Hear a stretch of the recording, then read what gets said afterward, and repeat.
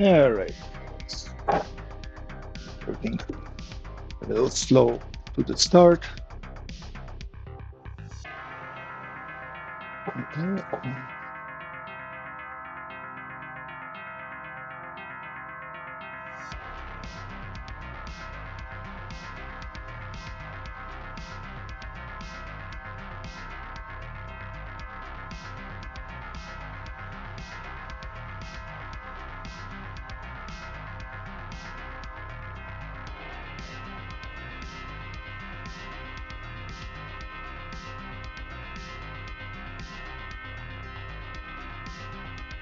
Ba-bum.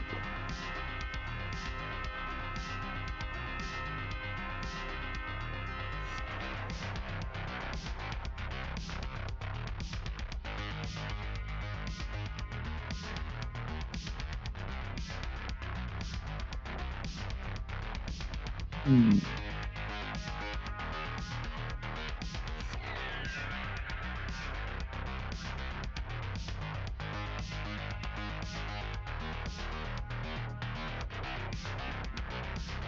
What does it say?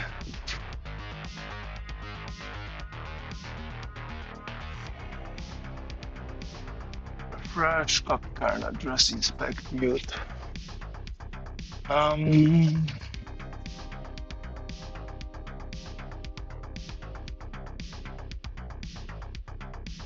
refresh. Impact. Refresh is heard from the top.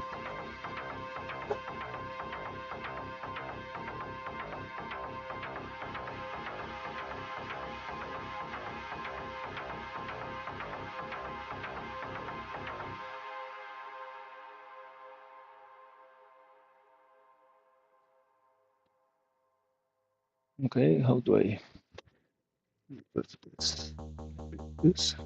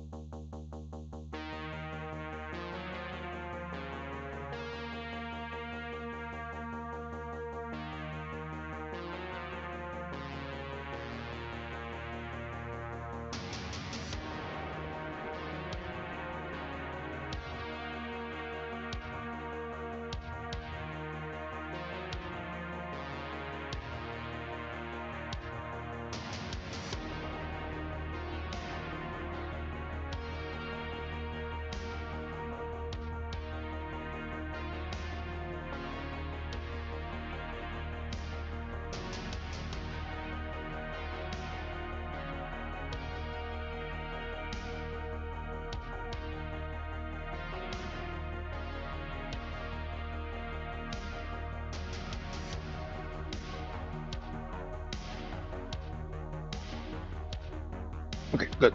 That's done.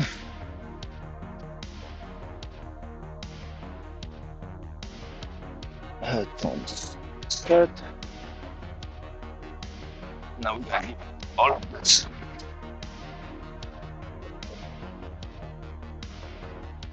Dust collection. So this keeps on collapsing on me. I'm gonna put some braces inside of it, maybe. That will prevent it from collapsing.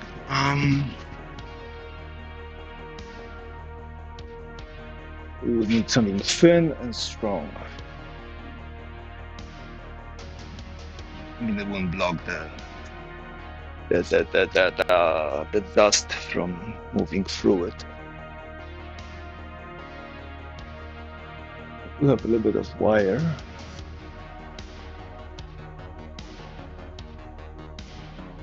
Few sheets. That's good. Problem is, almost everything is going to bring weight into the equation. I'm trying to avoid putting extra weight in the bin.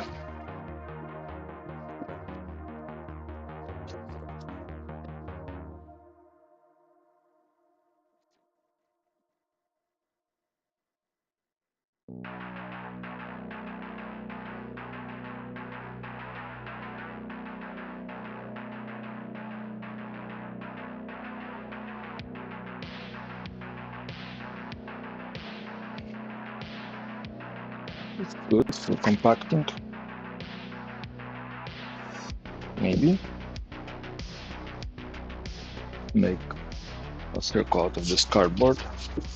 I know where I got it from.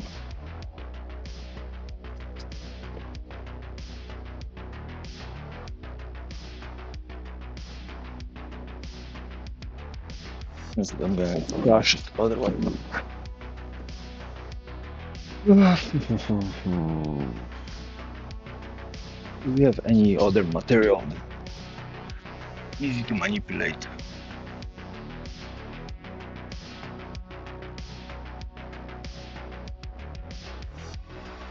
I think the easiest one will be an insert of some sort.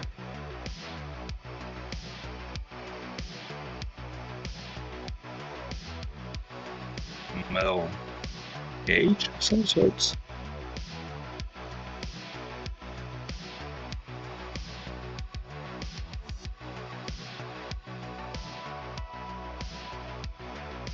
Metal cage.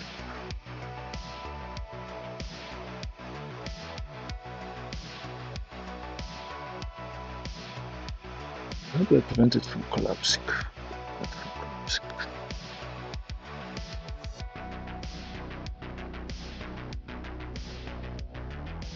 Something I can take out when I dump the thing out.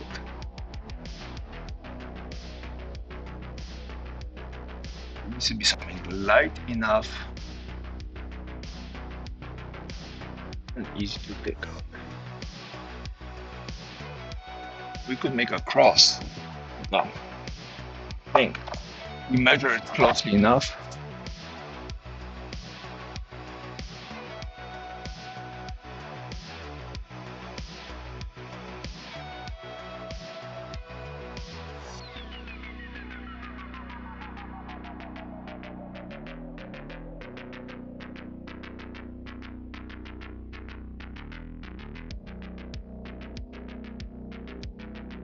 A hexagon would work pretty good, right? Yeah, hexagon would work pretty good. So we gotta build a hexagon insert and kill a little bit of the space. That's one way to do it. Or we could put the hexagon on the outside.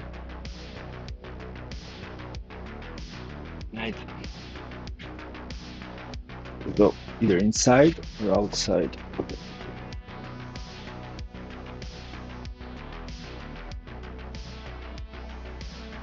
Or we could wrap it. Let's see, what do we have here?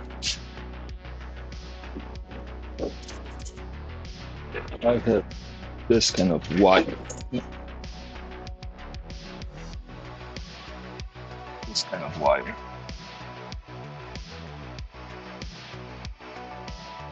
That would definitely prevent it from collapsing.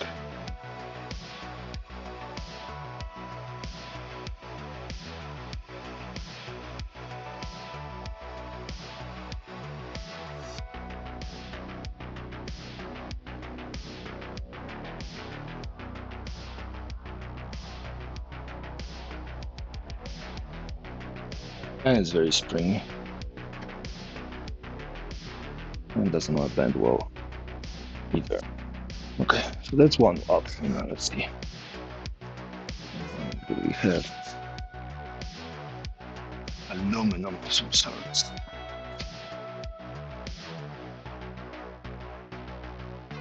I have a stash of aluminum here somewhere. With the cardboard.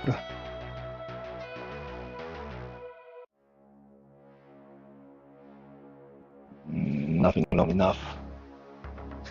How about cardboard? No, it's not cardboard, it's synthetic Baltic materials.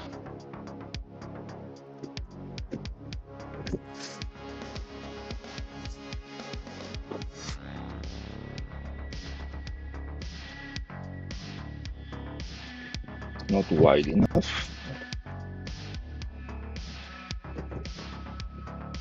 That's a little bit of weight.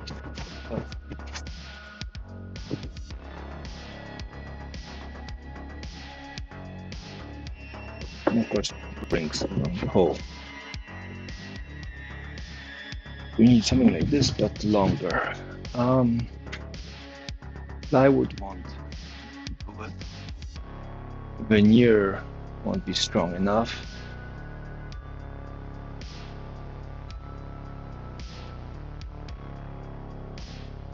Maybe the pegboard is. The pegboard is made up of similar stuff.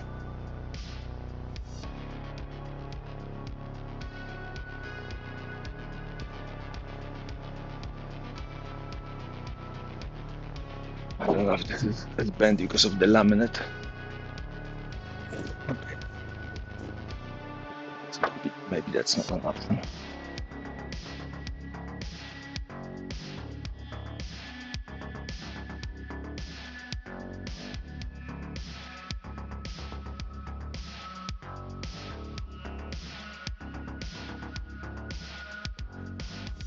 Yeah, it's diffuse. It's gonna be affected.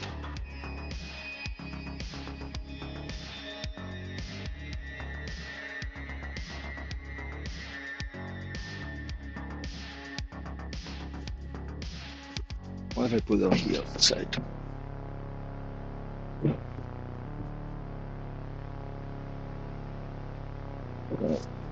And then break. See what's the radius of the things we need to make.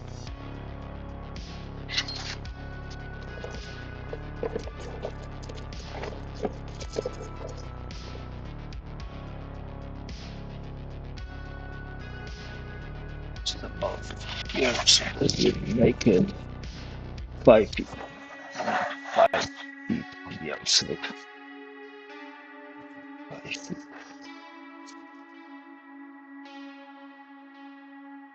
This is probably 4. 4. That's no go.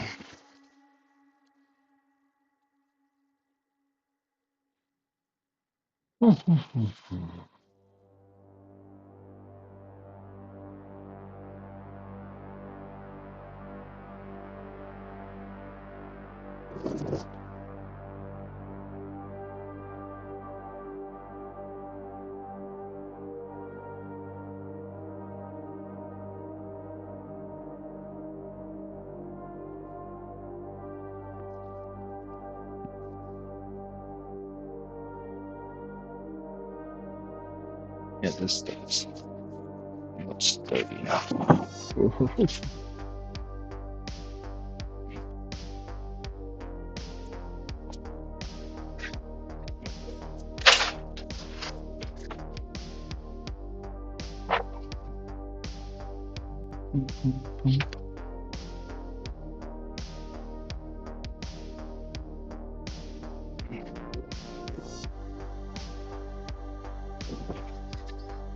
Hi. Sure. What's up?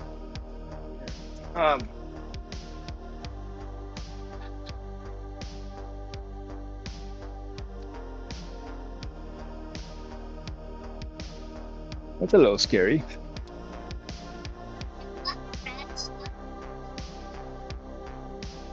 Blood? Creep? It's creepy. I like it. I like it. Why not? That's fun. That's what you want to do.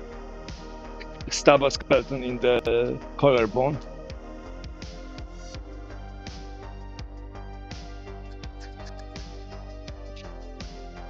Sometimes I work.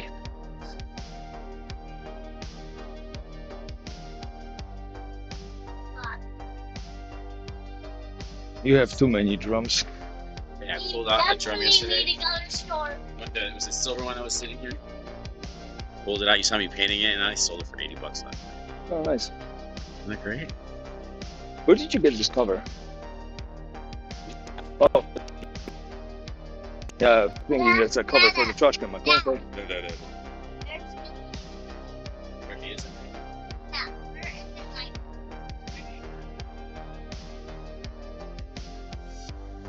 Nowadays, stabbing skeletons into doors. Okay. Problem solving.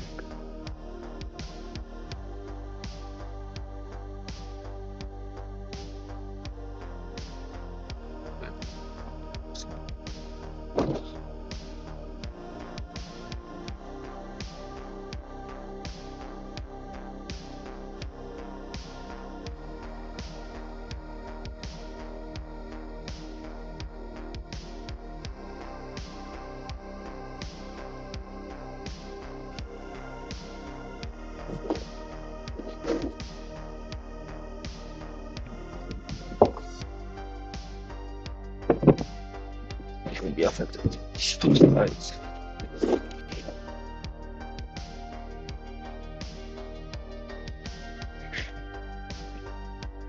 Maybe the backboard is the solution.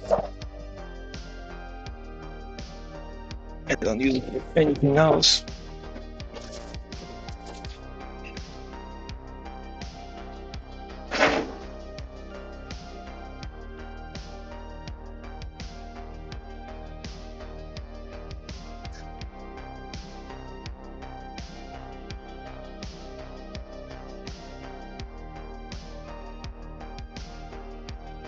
How close can we get it to the radius?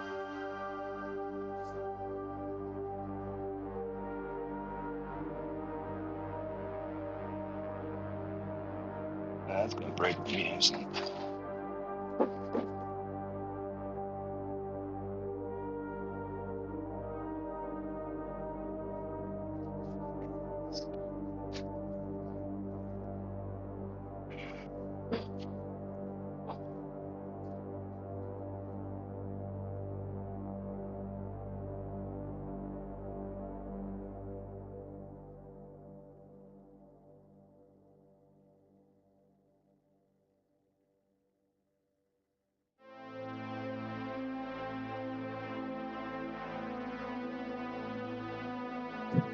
Yep.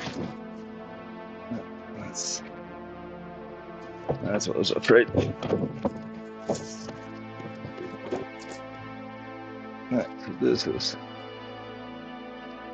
Oh, God.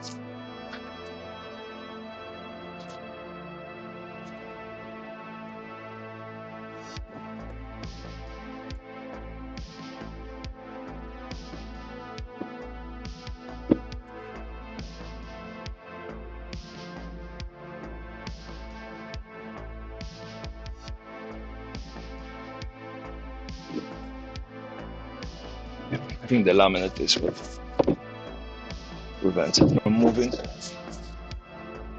That's not gonna work.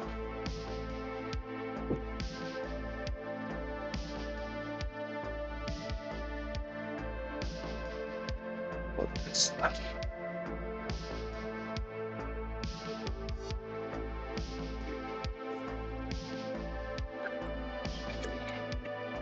I was hoping to use this for something else.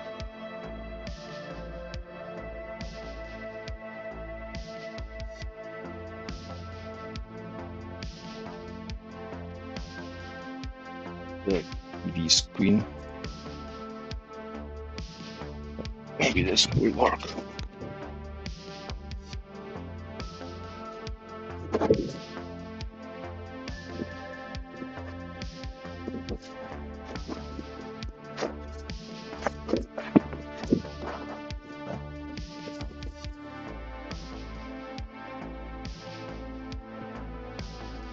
Not long enough, but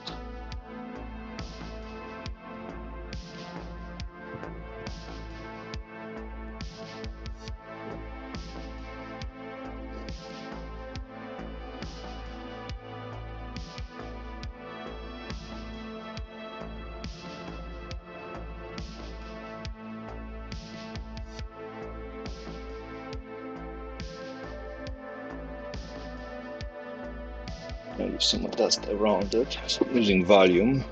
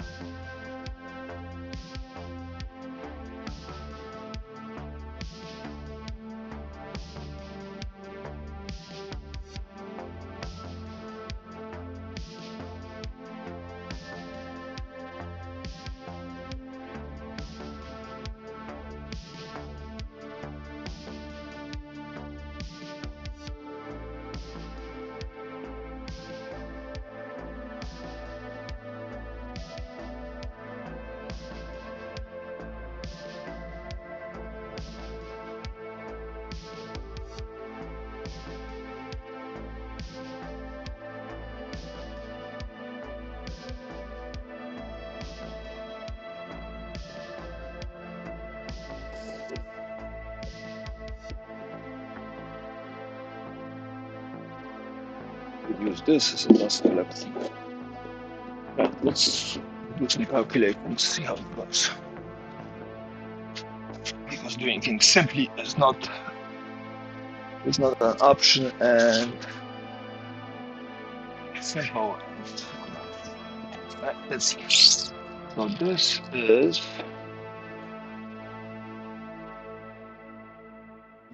is 47 and 7/8. So call it 48. Okay. How do I put that up here?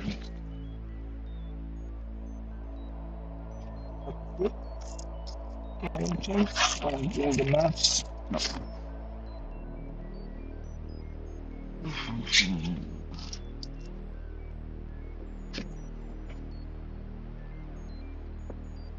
More t-shirts.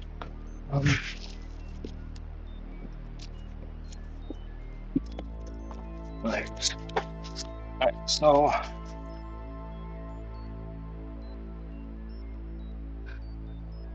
48. 2 pi r. So divided by 2 divided by pi.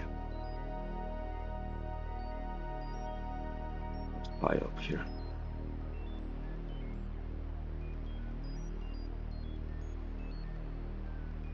It's pi. Yeah. So that will be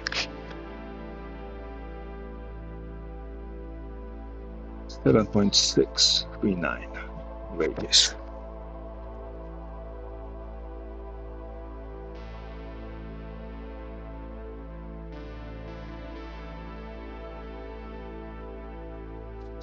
Radius.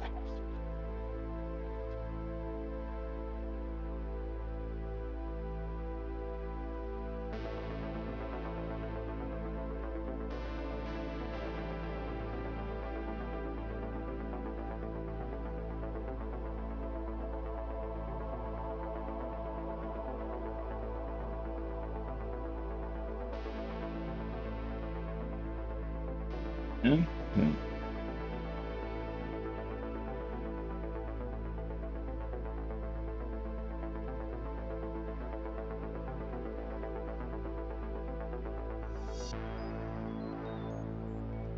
So it's 8.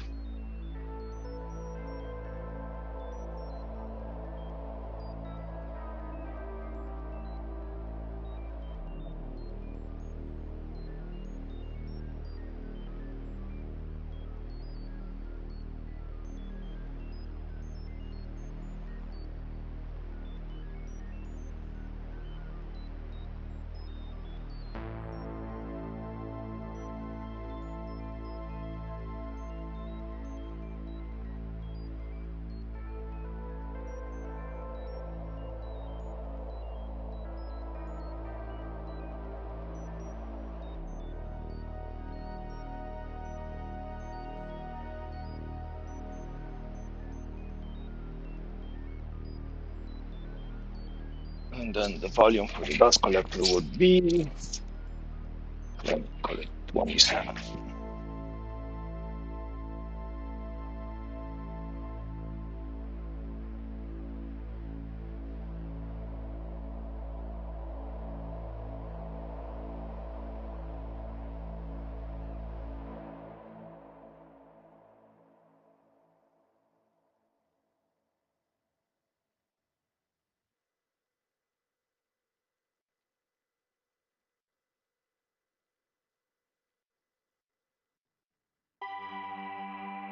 Area, height,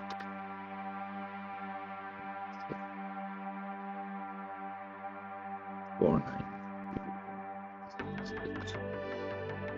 meters cubed.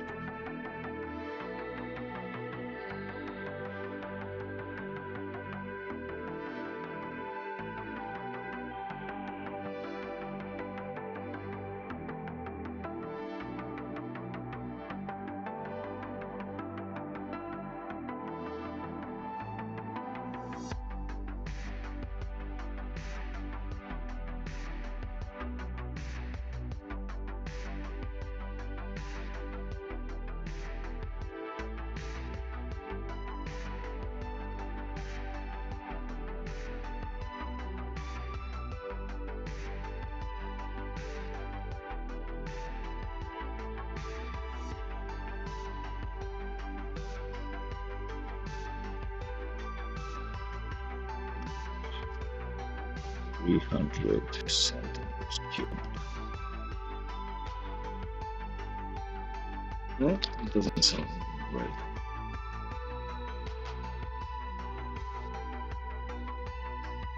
Oh, okay.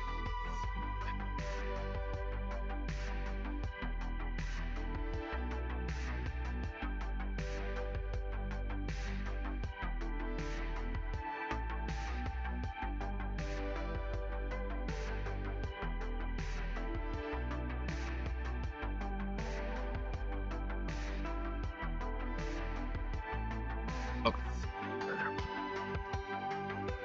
80, 81, 80,000, 80,800 centimeters cubed. Decimeters cubed from centimeters to decimeters is 1,000. So divided by 1,000. That's 80 liters. 8 liters. And then a gallon is what, 3.6 or something?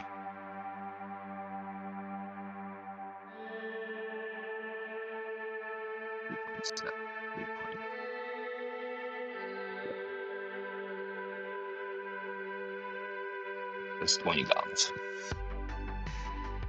Okay.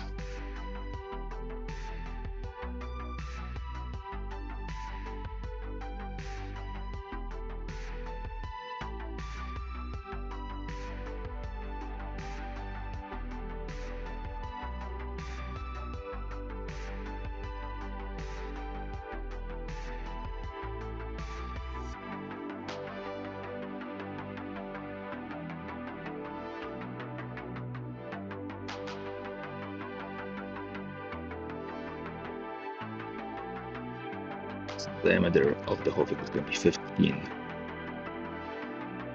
15. Not terribly big, but questions. We can wrap this like that. It's going to be tight, but we can wrap this.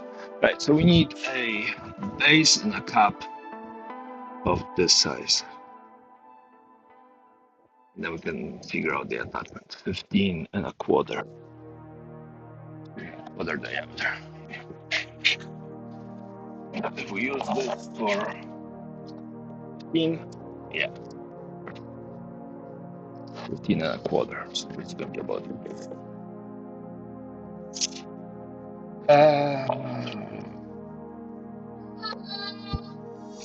15 and a quarter, we can go do one over here, about there, right? And we do one here now. Then the second piece of plywood all over the top. And a quarter, so we need some pieces. Hello.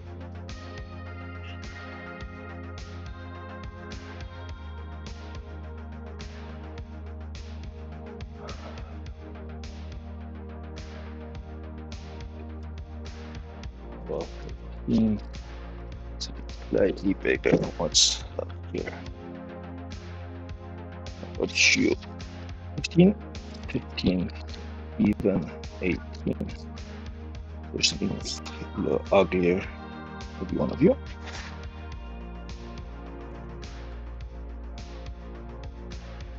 Maybe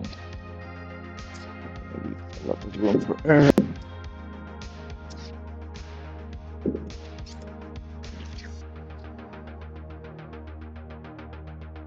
15 and a half. That's fair. About any idea. No, it's too small. No. I guess beggars cannot be choosers situation here. That's a little wasteful. How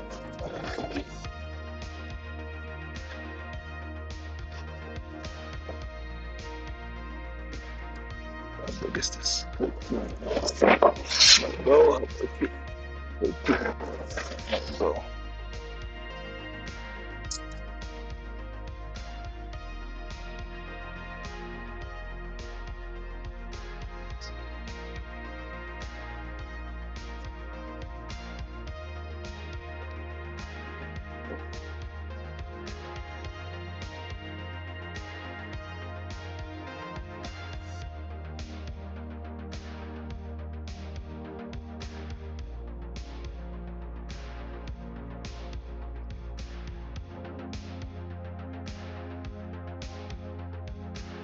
Let's grab one of these.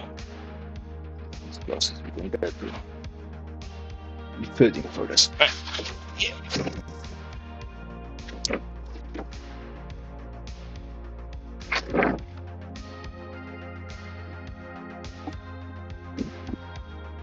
Okay.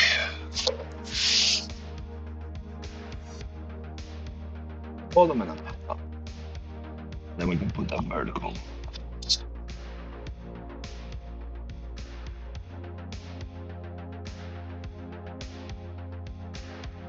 Place here for the CNC to work.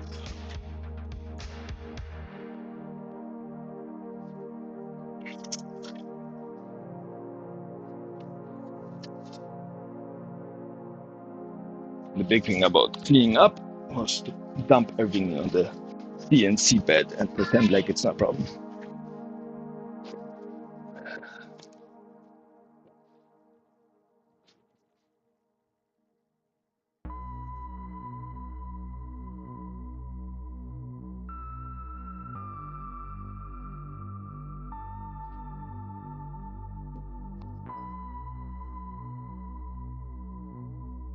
Be strong enough.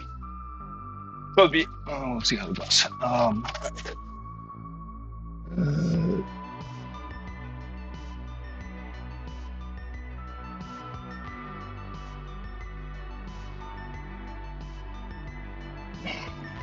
Let's fire up the CNC. See if we can get it to work.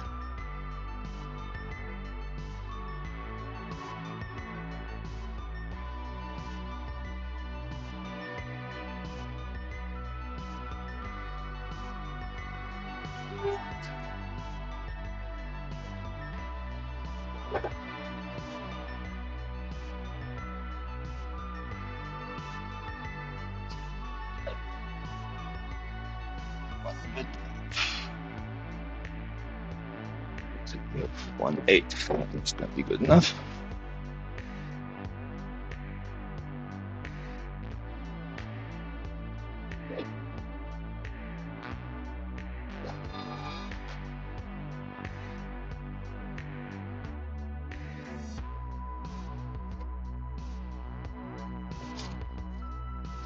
Move this crap away. I know you guys can not see me.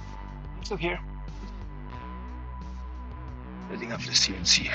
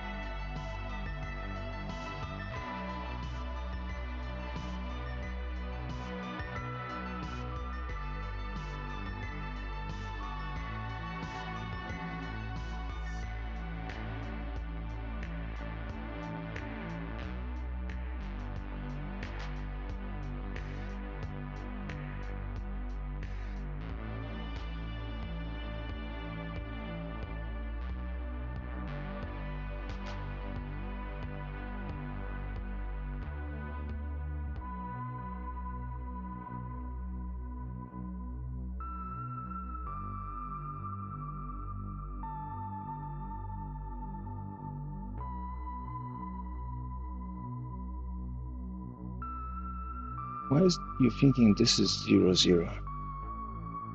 Be really annoying.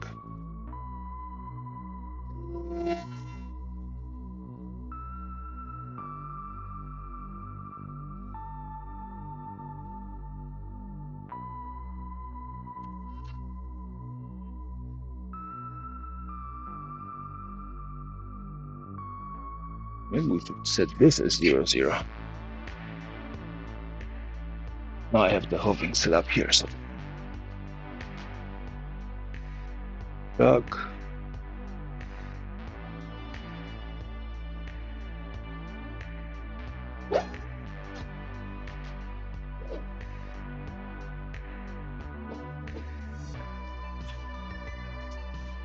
This is working where it's supposed to go.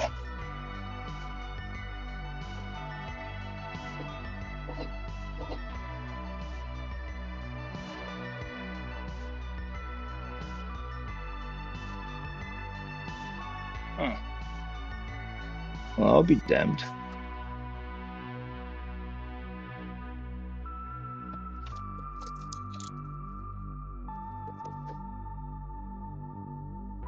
Yep, that's. I switch computers. I have to re-zero the whole thing.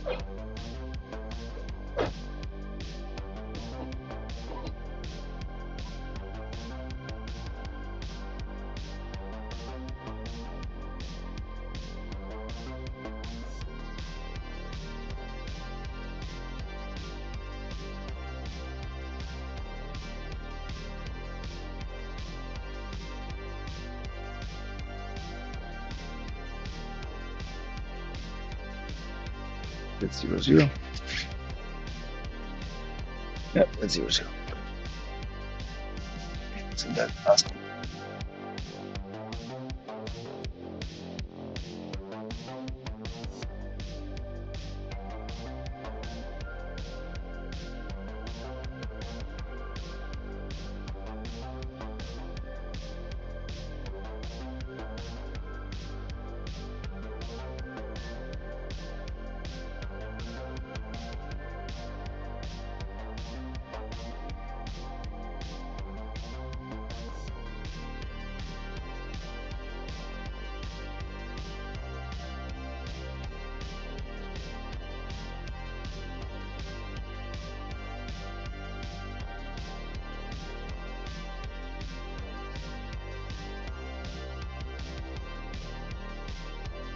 With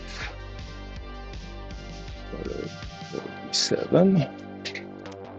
Right. Go from there to both. Here it's 47.5. And then if we go from this edge to this, 23. 47.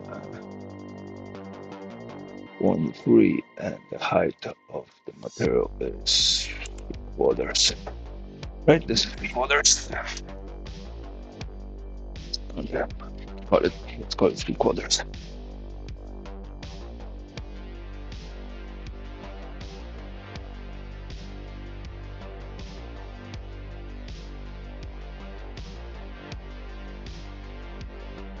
And now we're doing a circle with, what's my notes? We're looking at a circle with diameter of 15.4. 15 and 1/4, sorry.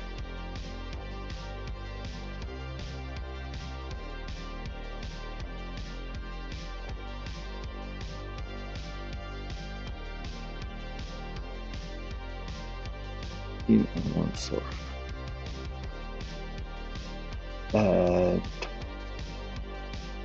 That's going to be the outside and the inside. It's going to bend. This is the inside. Draw a circle at 15 diameter, 15.25.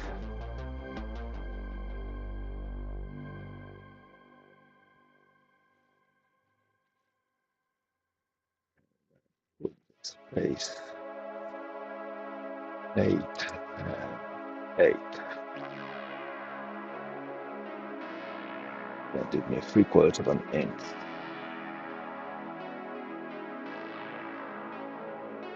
And let's go with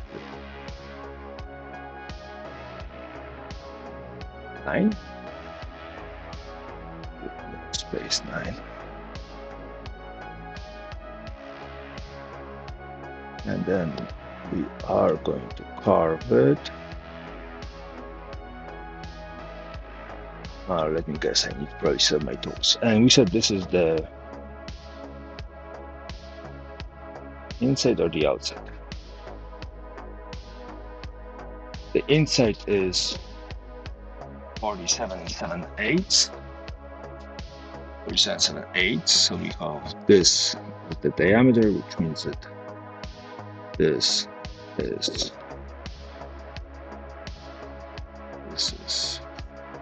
the radius.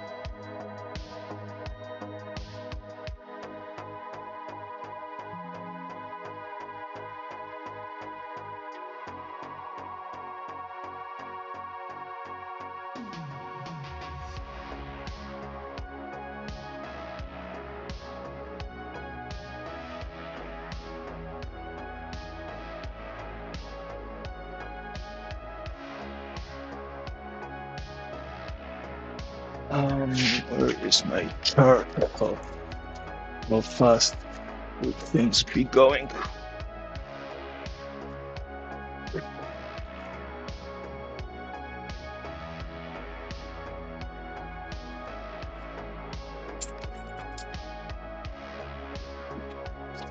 Right. Plywood. Water in bed in plywood would be going at 100.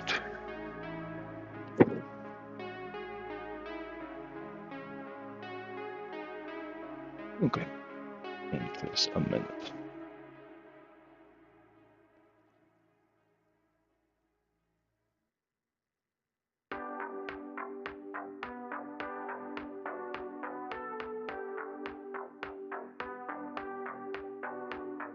I'm gonna go over the side and I'm gonna dig it in.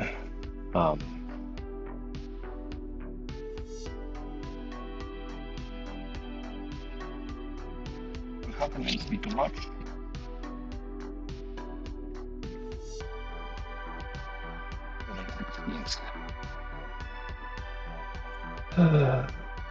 Call it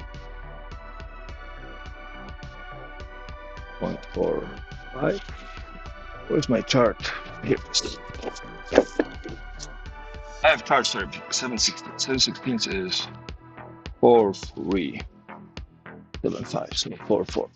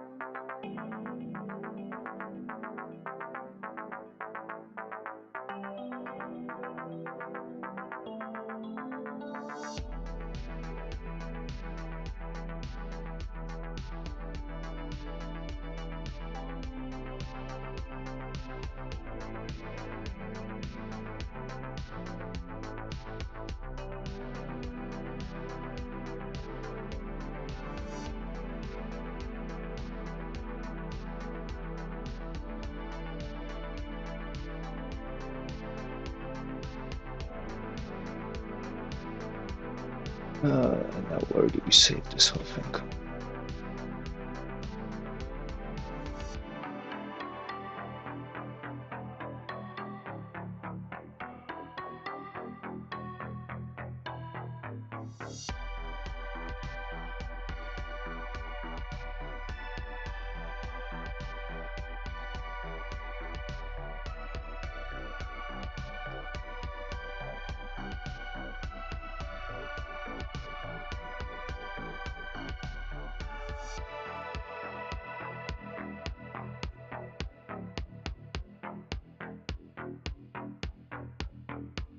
Save it under standard temporary file.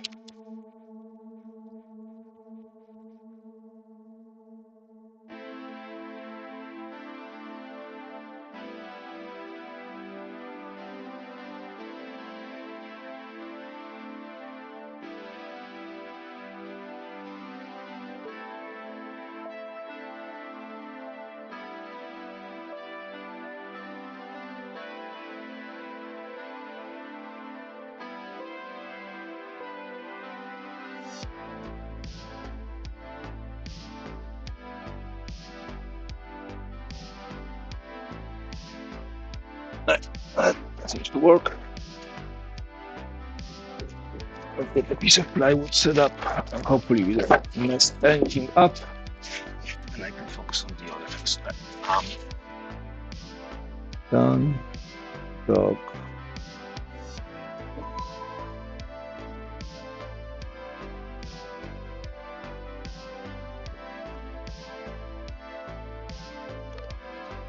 So we're gonna go 9 and it's gonna be 15. So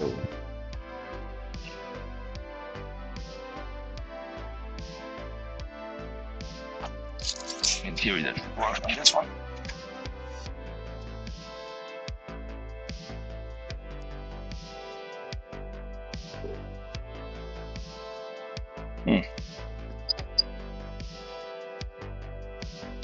It doesn't work here because this is too long.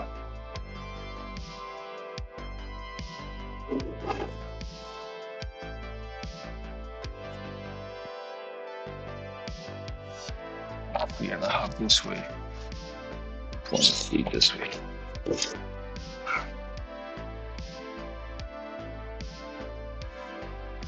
Let's see. A little spacer.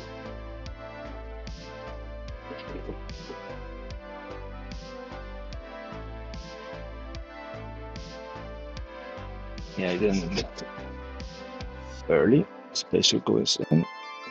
Let's know.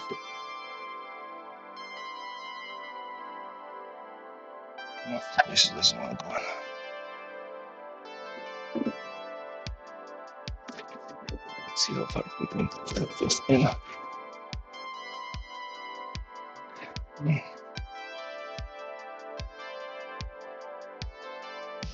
Tighten this down.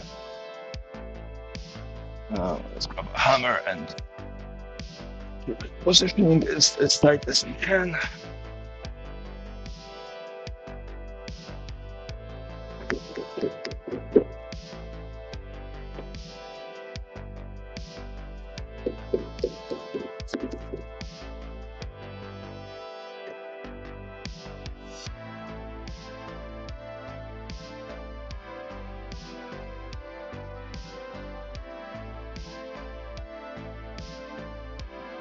That's the downside of using this vice system I built. Is I could use, first of all, I could use more of the vices, but also this is more. And we should probably create an outline as well.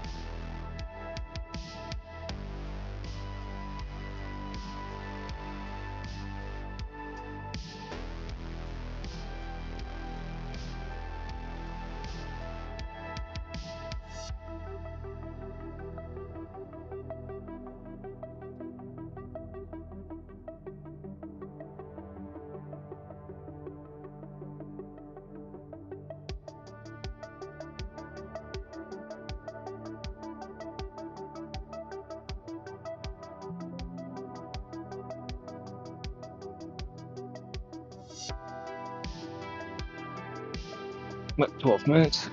Headphones on, and we're gonna start making noise.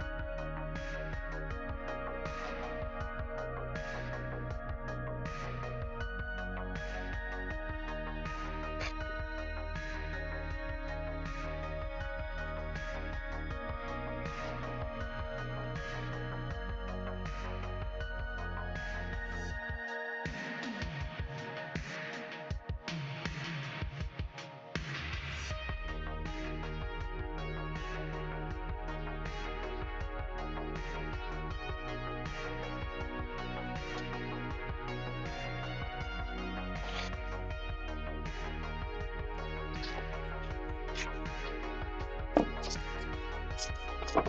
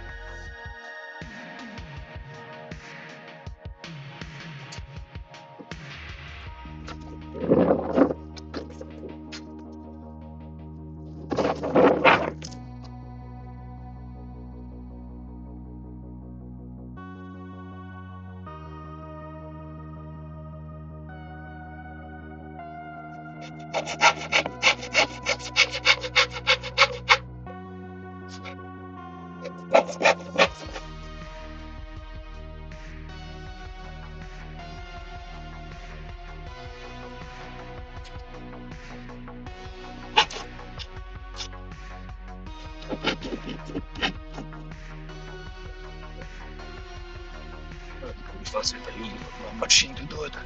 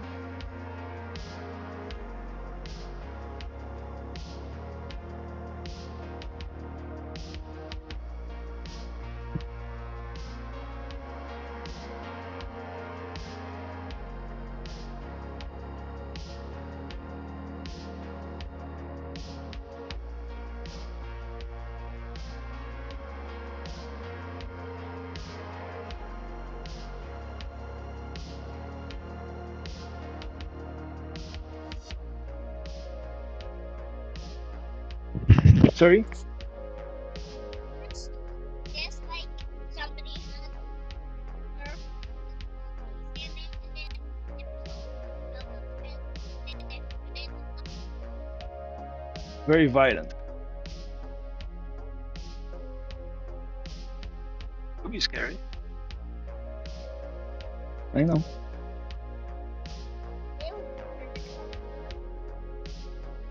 Sorry? Yeah, I can see it.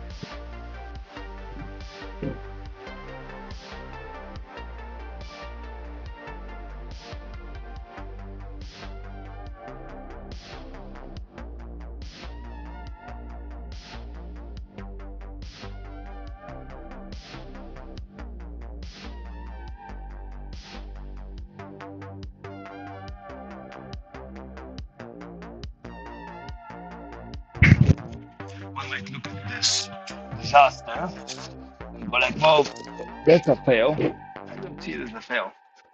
We learned something about TV screens.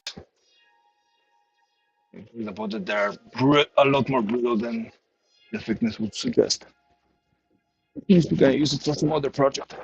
And now it's occupying less space. Although, I ain't gonna lie, I was really hoping this would actually work.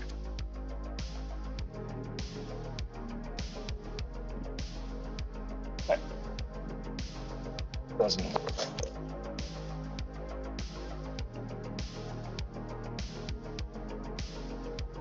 And plywood is not gonna work. We're not gonna use the cardboard.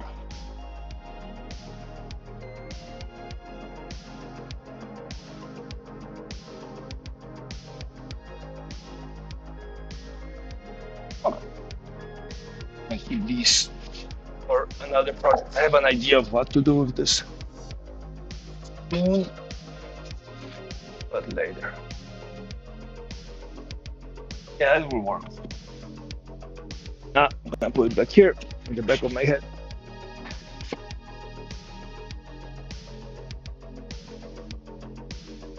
But in between, I got the CNC to work, so I'm happy about that. Right, now we have to go back to the milling part.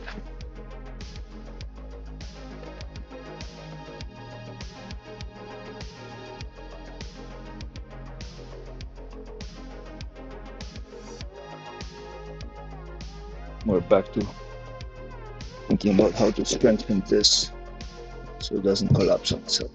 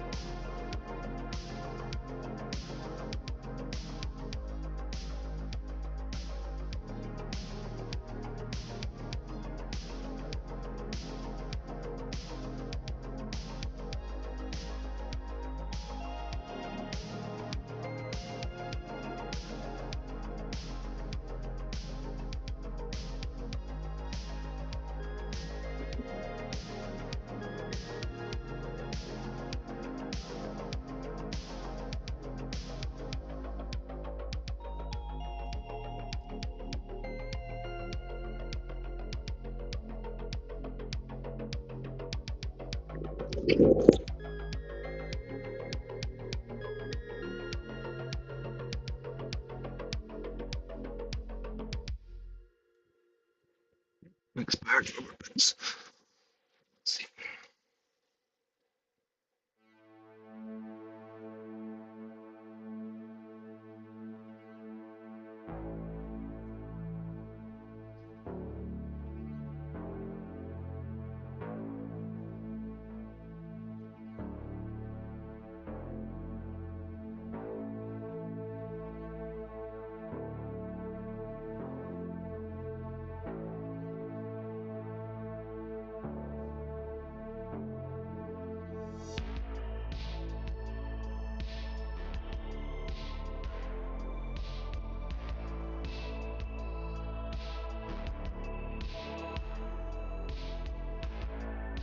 It's all breaking down.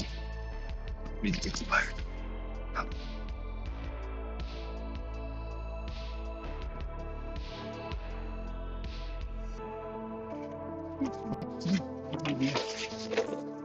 We have a lot of resolution.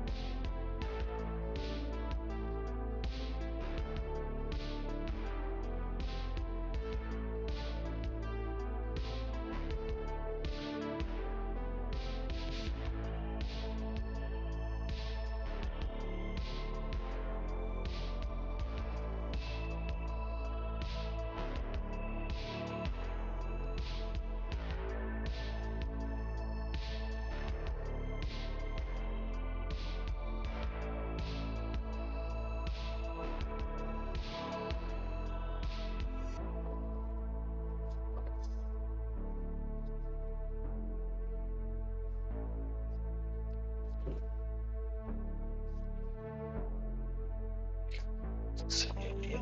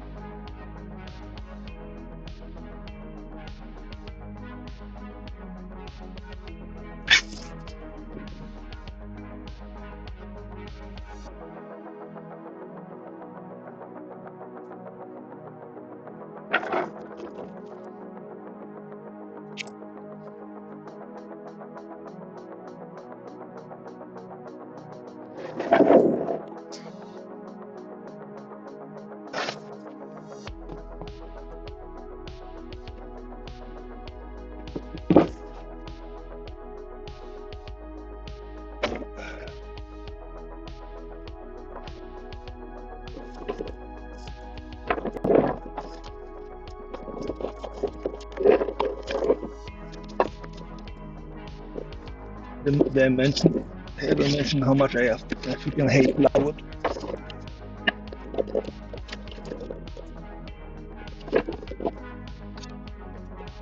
For all the occasional benefits, it's like the most annoying thing. Cannot stack it right. It keeps on falling everywhere. That is annoying. Strength is questionable at best. Because that is every single time.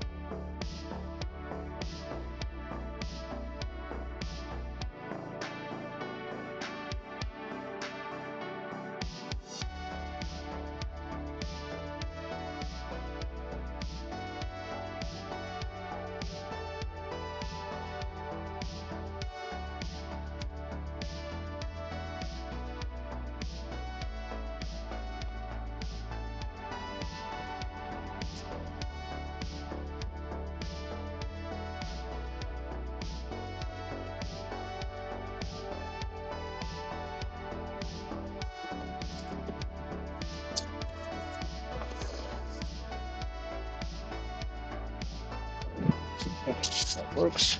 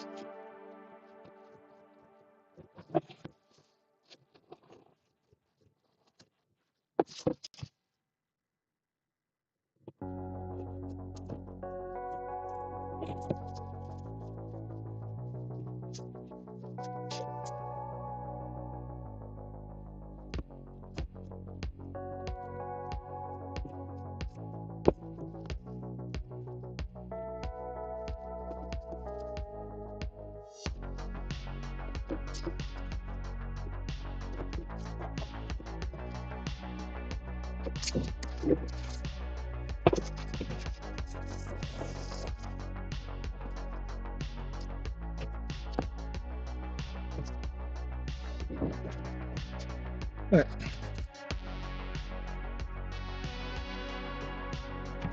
This works the way it expected.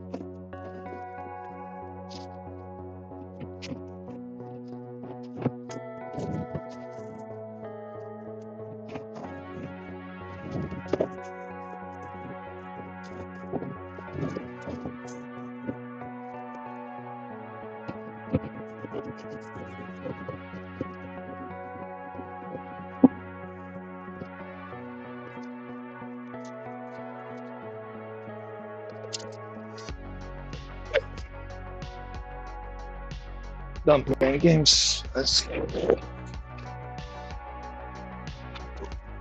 Milling. Oh, it's fun. I like those random days in futility.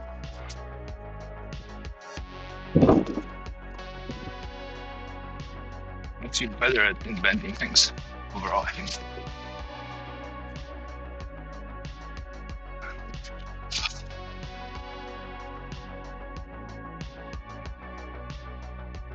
I think I need to put these somewhere when we're done milling. The wires.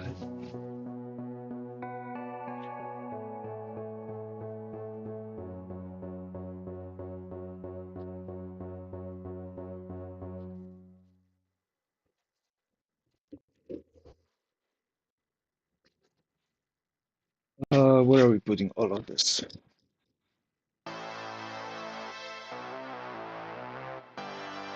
What else we're gonna have to know afterwards? These boards.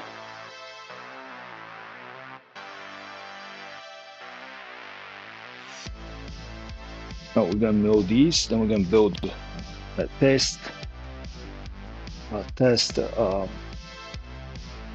bench, and then we're gonna deal with this. Let's just stack them over here.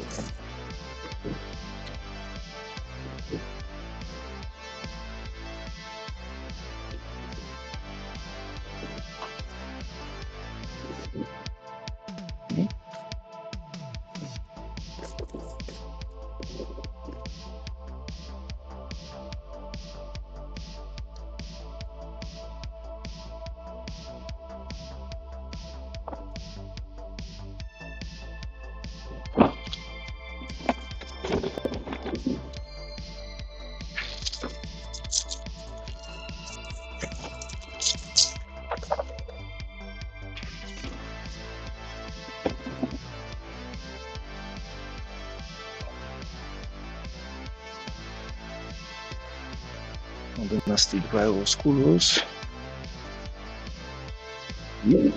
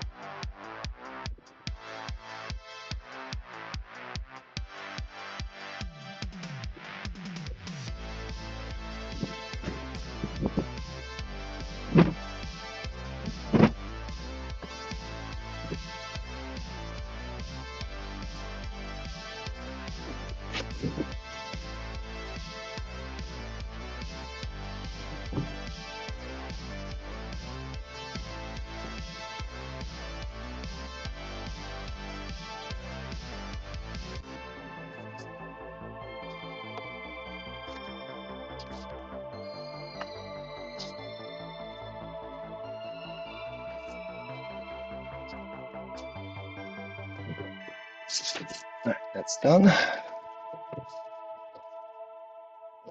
Connected. Mm.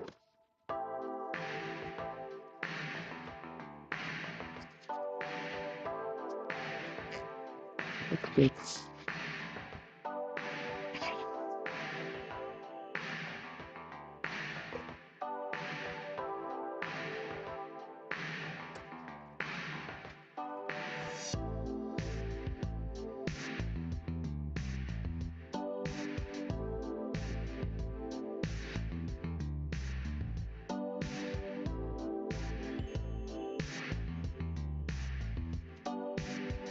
Connected. Hide, okay. Try to get all of it up to. Okay, well, let's make noise.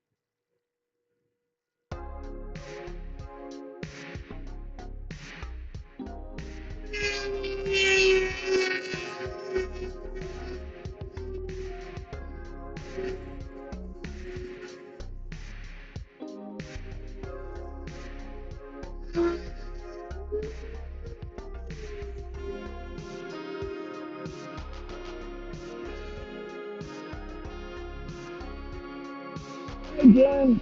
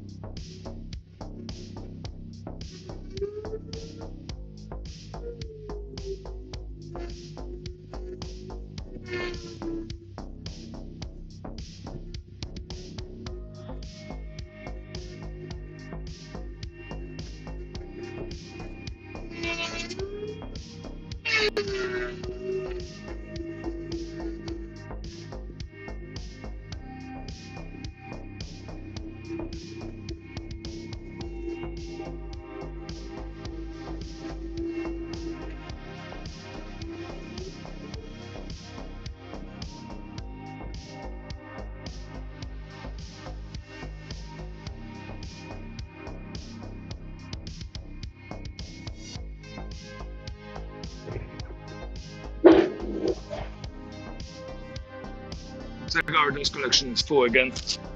So be my third route. Hey Jen, how are you doing?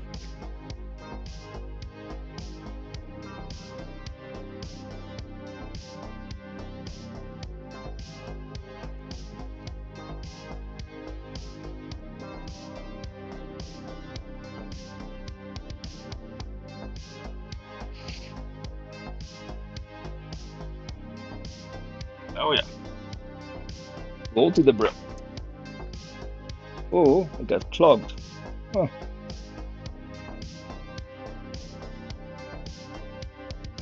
Well, that's a first.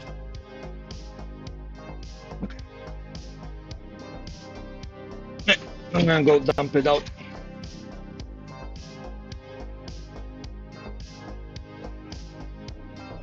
32 gallons.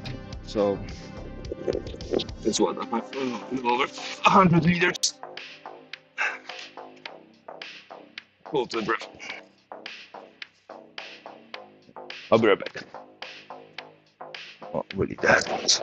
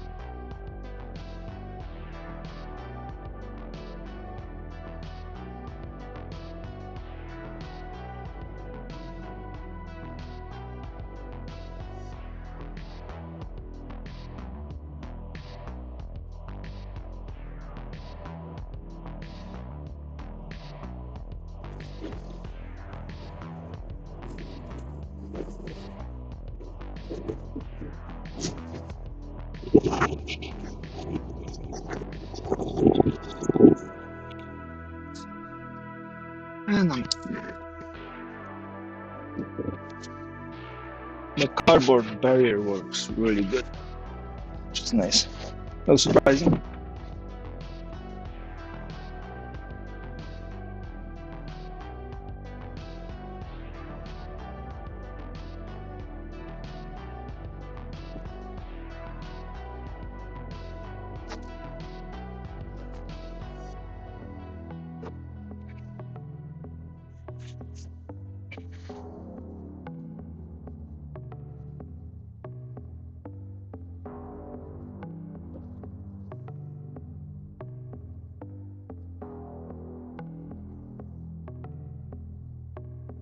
Oh, we are. Let's go. Water break.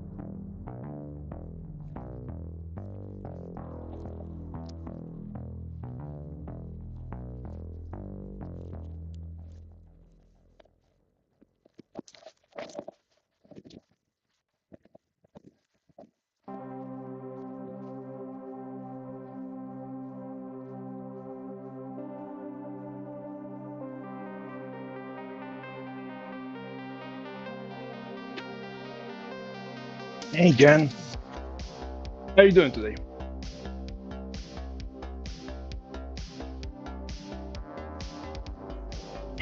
I'm gonna get more water. Oh,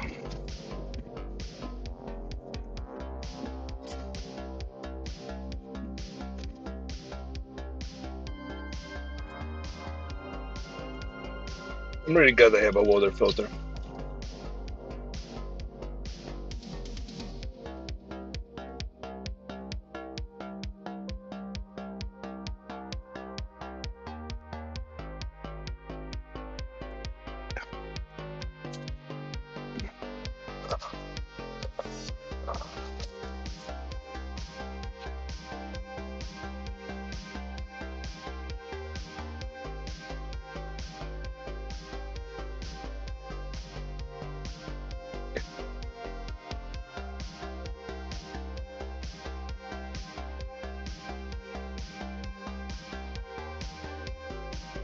It's good, right? I'm doing okay. A little tired with the noises, but I got the CNC to work the way I want it. Already tried the project, didn't work. I'm finishing this pile, or this pile, right, of things, where it's going to be planed on both sides. I think the edges, I'm either going to run them on the table saw, or I am going to use the hand planer to finish the edges, but I'm not worried about it just yet. It seems to be a lot more dry now that I have taken a layer off, so that's good. And then from all of these pieces, we're gonna make a bench today.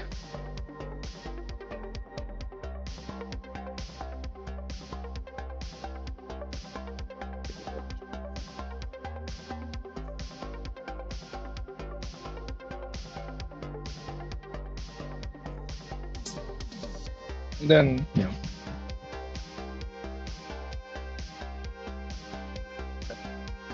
Then I'll figure out.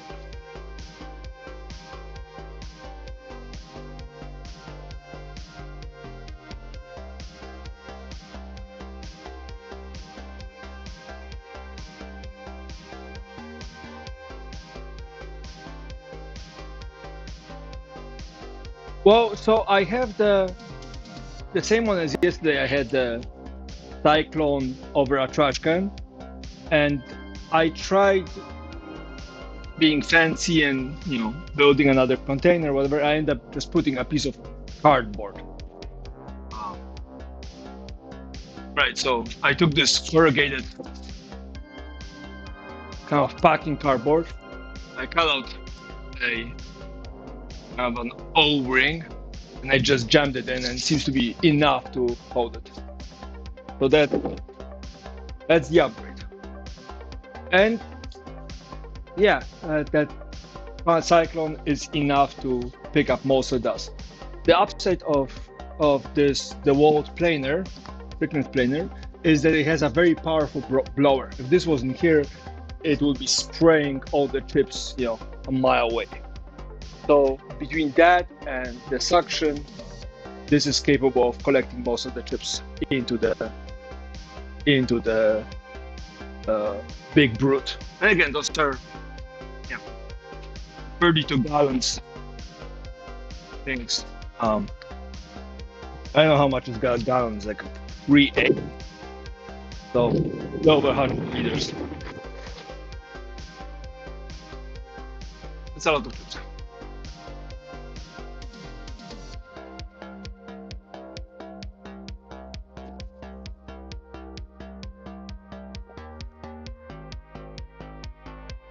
The best part about it is I get to use a cheaper cyclone, right, and a trash can to collect most of the things.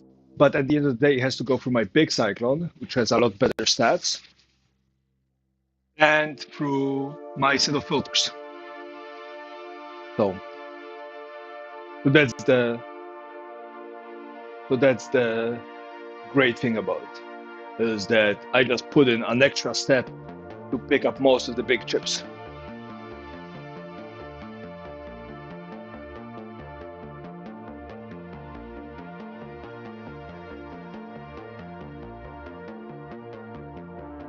I'm very happy about it.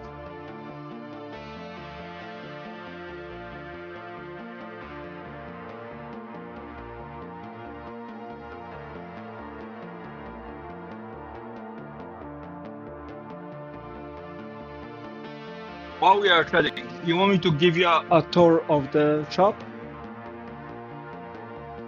before you have to go save your kids or something?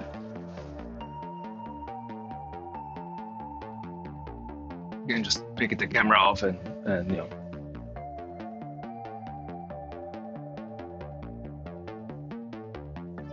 pan it around a little bit.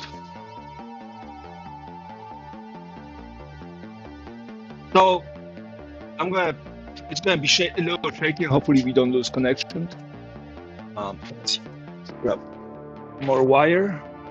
So I have you, and then I undo this. No. This. No, don't. What I pressed something. Okay, we still on. How do I have this attached? I cannot do this, maybe. No, I have to climb. Okay. Upside of building my own furniture is that I know for a fact I can climb all of it, with limited chances of dying. Okay. So, hey. So that's the entrance. When you enter, I'm messing it up again. So that's the entrance.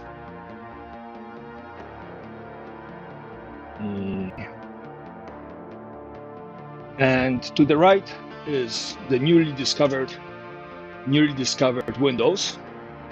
that we open up, and that's the dust collection, right? The planer goes straight here, cyclone this, and that's connected to all my big dust collector right here. Let's see if we have a little bit more cable. That's the big dust collector, and that's the metal drum that's a little annoying to open. Right, you have to open it up here, right? With it, there's not much space, but I get benefits of that and this 6 foot, 180 centimeters of very fine filter. So the air that gets through here is very much filtered around. I have the lathe, some clamps, a little bit of a mess. Stop going places. My small collection of plywood. Then over here, we used to have a router table, but the problem is I couldn't reach very far here, so I moved the router table here. That's the same cabinet that you guys saw me build, but now there's a new tabletop and some benefits to that. I won't be able to move very far, so we're gonna be pointing from here. Okay. The doors, I put in 1, 2 shelves for the super thin plywood.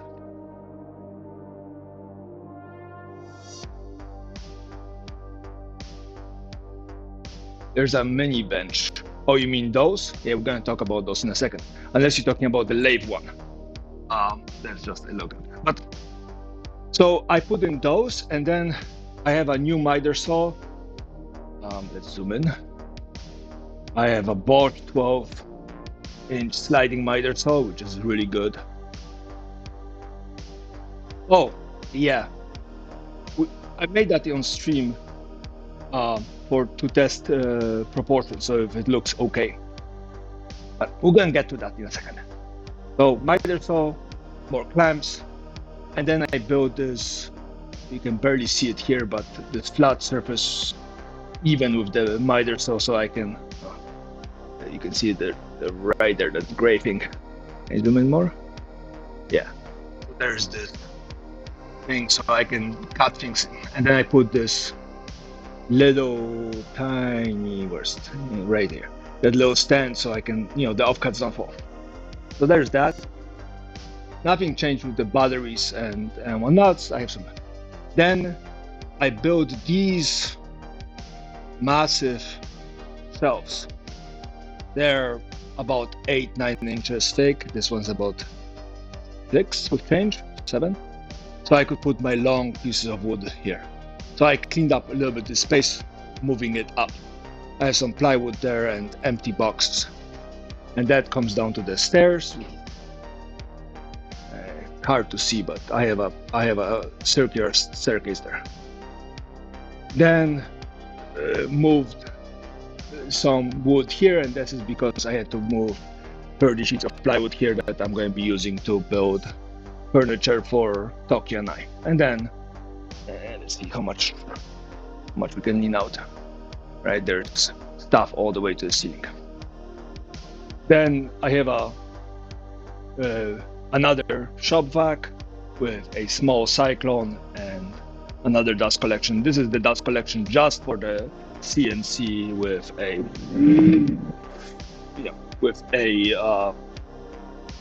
separate switch, so I don't have to reach on top. This doesn't get very much full because most of it ends up here. Cyclones are pretty good.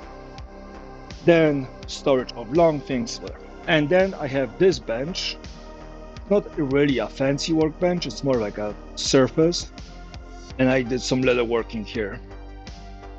Tokyo said that since I cannot find things that I like, I should just make my own, so I got a little bit into leather working, so it's mostly a messy. And then I had a laptop.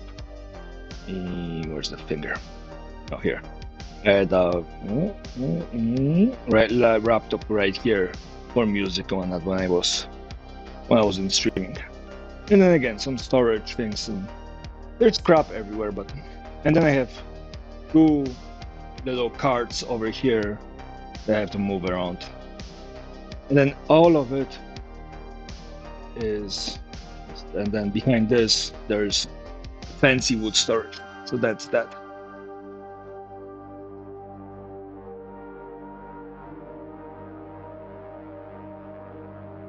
Yeah, the stairs are quite fancy, and if you want, I will maybe I will attach you right here and then go demonstrate the stairs. Let me attach you here without you dying from a fall. Okay. Okay, zoom out. So it's going to be a little janky, but at least. All right, so this is right there. All right. The thing is, I have headphones on, so behind here is all my fancy wood storage. Behind the drill press and the bandsaw, I have koa, I have ash, whatever. So that's this corner, and then the stairs are.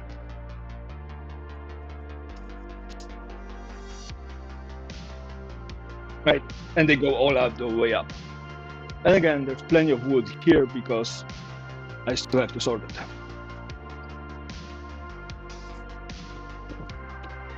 It's not the biggest stairs, but you know, not exactly have a lot of space to put things. But that's the stack. I'm 6'4", so this is, you know, plenty of. But I'm really happy about this wood storage over here. Let's move this a little bit, because a lot of the smaller cutoffs used to just be, you know, hidden inside of boxes, and every time I wanted to make something, I was like looking through boxes, you know, these big gallon bins. So again, it used to be a lot more prominent, but we got all of this here in the way, so that's that. And then, you know, it's kind of surviving. Yeah, this is 472 square feet. So what's that?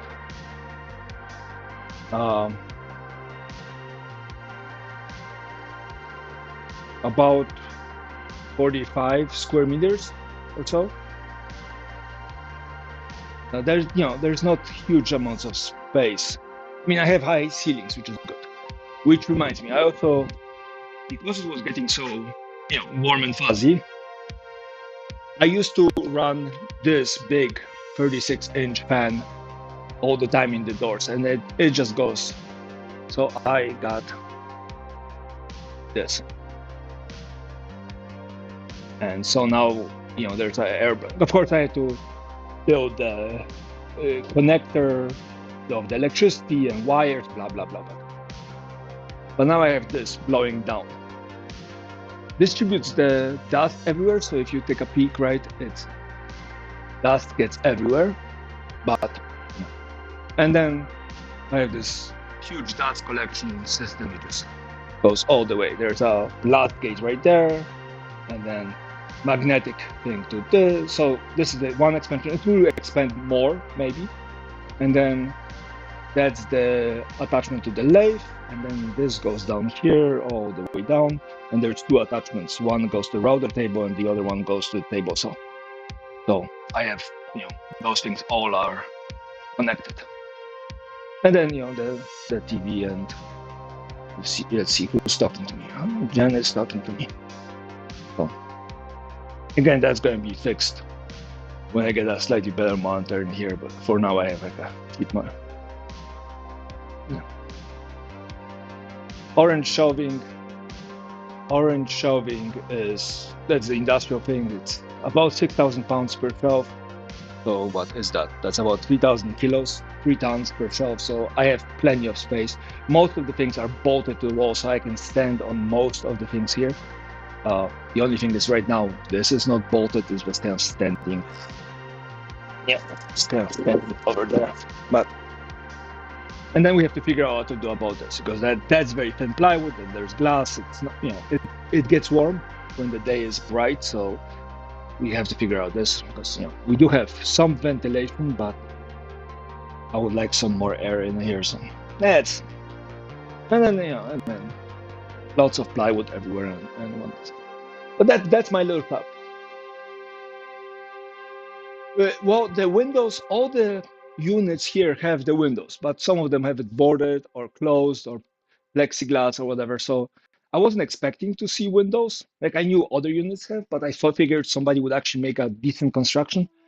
No, it was, cheap shitrock, badly put in, just. Of course, all of those lids out here, like for my shades, are all asbestos. They're all made out of asbestos. So, they're painted. For now, I'm just not touching them. But eventually, I might get upset and just turn them into wood or something, just remove it. Because asbestos is not exactly great for you. And then, I'm still benefiting from the fact that I put electrical everywhere. So, all my little plugs each one of those is on a separate breaker. So I have ample amount of electricity everywhere. But yeah, bigger stuff would be great. And then there's my gaming PC. It's open because when I was streaming at home, it would overheat. So, and then behind this fake wall, I have a fridge. Let's see if I can see it. There's a fridge and a water cooler and a sink. So that's that. And some basic things. Of course, that yellow thing here that looks like a pill bottle has screws in it. But I have a first aid kit, some water filters, some gloves. And then I will build something here to add to this. But yeah. Yeah, well, but it's here for now. So, okay, let's put you guys back up. Maybe I'll put you over here. That will get you a slightly better angle. What's the problem? This is the problem, right? That's the problem. So let's zoom out. So that's the problem for viewership. So I think that was the best scenario. So yeah, I have to figure out why I cannot set up the other camera and then HDMI over wireless, so I can connect the cameras and also have to worry about cables being attached and whatnot. And this way I can always grab a camera, attach it to a battery pack, and then bring it around the shop and show you guys up, all the little details up there and all the wood that's hidden behind, and a little bit more show and tell. But let me attach you first, so I don't lose you. And I need to buy better clamping system. The ones I had were designed for office use rather than a shop use, so I need something that can actually grab and hold for dear life. Okay, let's see. Is this about where you guys used to be? I'll call it. Okay. And then I have, when we were in Japan, I bought a lot of chisels, so that's really exciting part for me. Yes.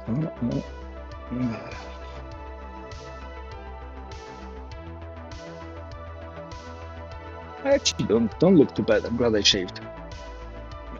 Let me grab my phone and I'll show you the picture of all the things. I need to post things on Instagram, but yeah. For now, I'm being a lazy buddy.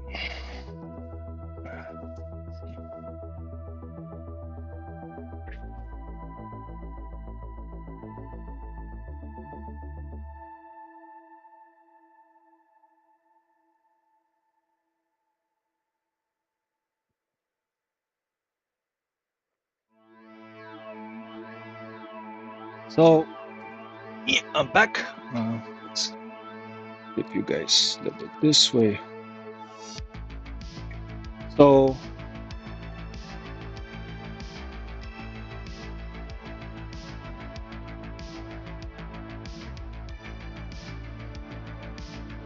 this is all the things. Yes. About 2 weeks ago, I came back about 2 weeks. We went for 2 weeks. And this is all the things I bought. Primarily chisels and planes and saws and marking knives and whatnot. So okay, zoom in. Like so, marking knives, couple hammers, couple drill bits, lots of chisels, hammerheads and whatnot. So that was kind of this thing. Yeah, well, so the Japan trip was, I promised Tokyo we would go to Japan, and we were kind of overdue on a vacation. And although I have, I'm still kind of 1 month of no clients away from, maybe not ruined, but less than comfortable conversations with myself. I was like, yeah, but then I was like, you know what? I'm gonna go, but I think we need a vacation as a couple. So we did that. It was really nice. I really liked Osaka. Tokyo was a sight. Oh, and in between was squirrel. I replaced the fence on my table saw and I squared off the table saw. But yeah, so we went. Not very optimal way to spend vacation. Spent way too much time looking for hardware like chisels and whatnot, but now I know.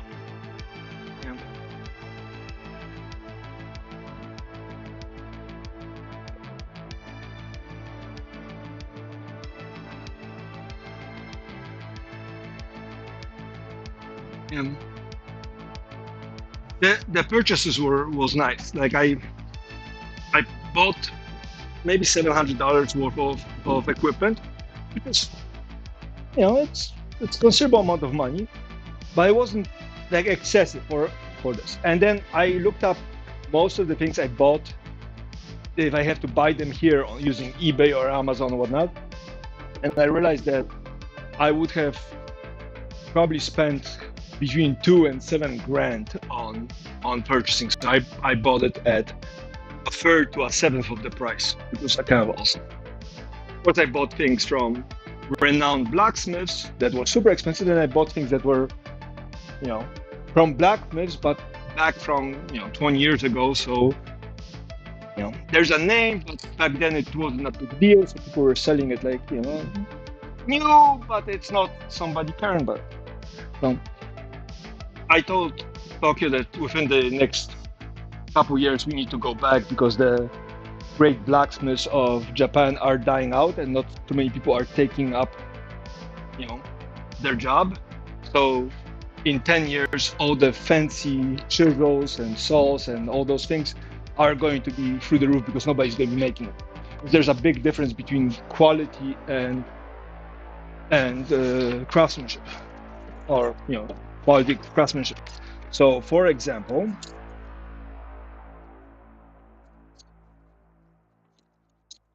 where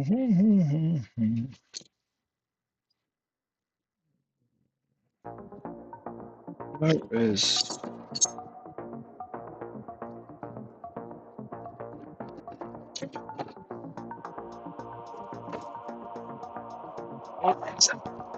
this is the part which I'm really excited about, because I get to do show and tell. And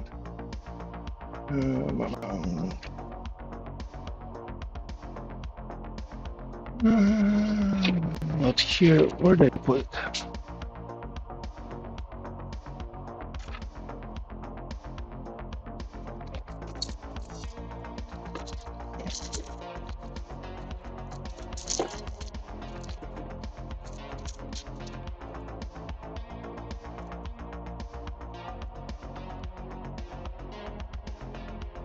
Pum, pum, pum, pum, pum, pum, pum.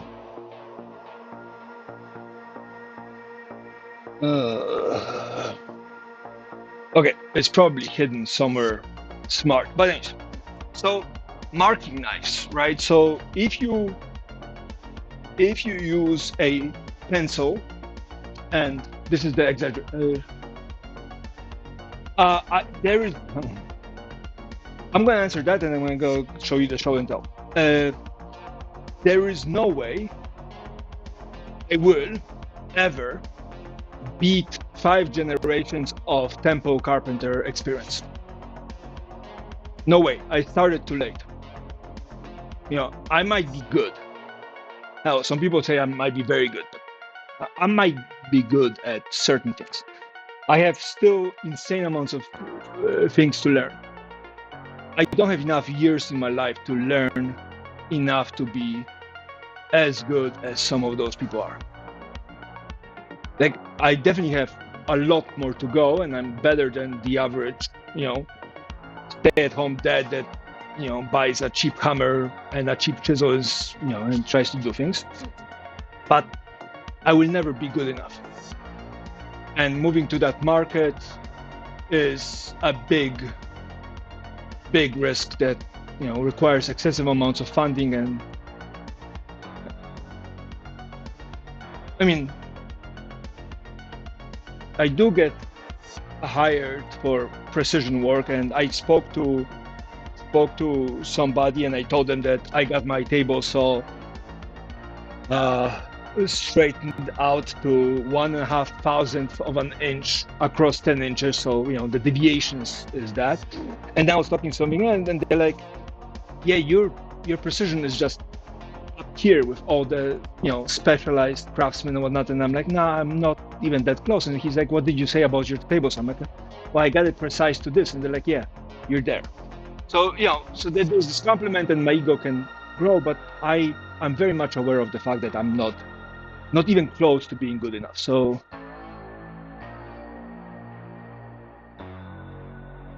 but I'm not an artist. I'm a craftsman, right? Which I'm happy to have a conversation. Let me show you the marking knives. I can put them away so I don't sit on them. And so if you're marking something with a pencil, I have a red pencil, right? Even this is going to be exaggerated, but even if you're very careful, right, you have this kind of thickness of line. So if you're trying to measure, say you want to measure from this to this, you have to consistently measure to which side. This side, the middle of it, right? If you put a ruler against this, right? So I put the ruler here, right? And then I mark, right? I'm a little bit to one side versus the other, right? That's why when you see people marking for cutting, they mark and they go, say like this. And then you know that your saw blade needs to be on this side of the line because the line has a thickness. On the other hand, if you do it with a marking knife,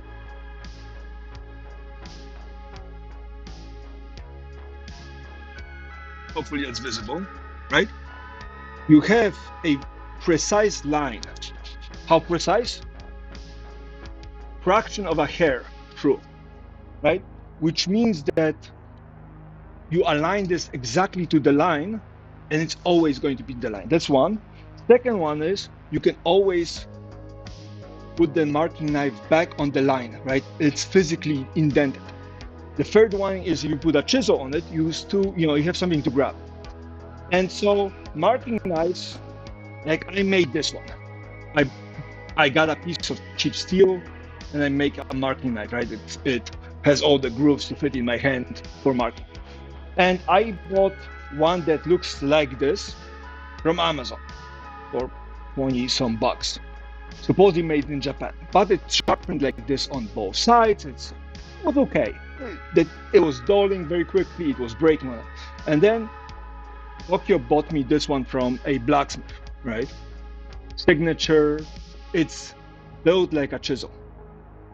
You see that the shiny part is the hard metal, and the darker part right here is the soft metal, which provides for certain elasticity and properties for this. So it's hard and soft, so it's not as brittle, but it's wicked sharp. It's the best marking knife I own. And again, the price for this was in the same ballpark as Amazon's, right? And I have a couple of those. And again,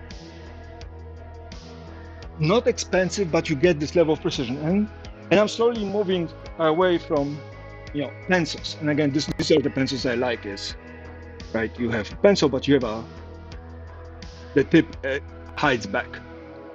But this is a 0.9. Why is it a 0.9? Because all my, all my indentations, which I use to mark tip square and fancy square, are about this. But then you have rulers like this, where the graduation is actually indented.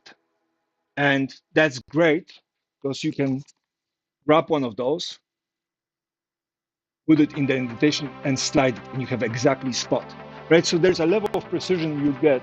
Now again, does this matter that you're using a 0.9 versus a 0.5?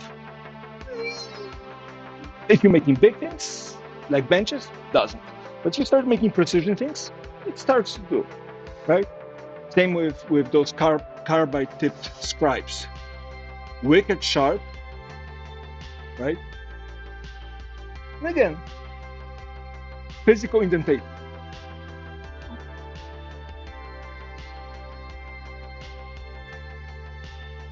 Yeah. But now I have a fancy one, and it is fancy. But in between, I go to the swap meet. I picked up a piece of steel that I'm assuming can be used as a plain steel or a chisel steel. So I have that. I can make things. And then I picked up a bunch of chisel blades and some other things. So that was awesome. And I started making my own things.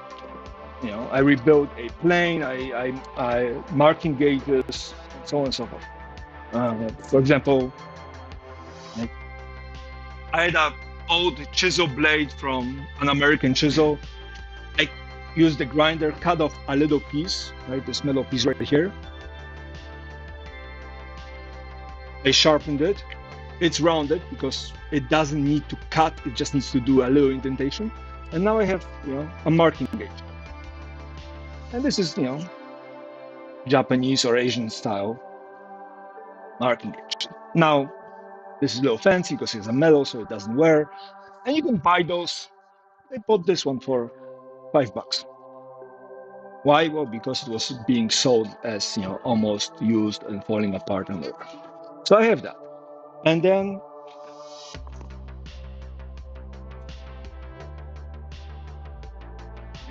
where's I had it somewhere here to show and tell.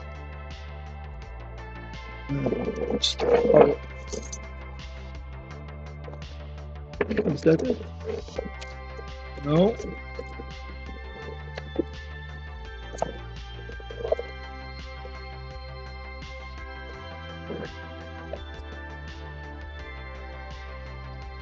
And that's the version that is, modern.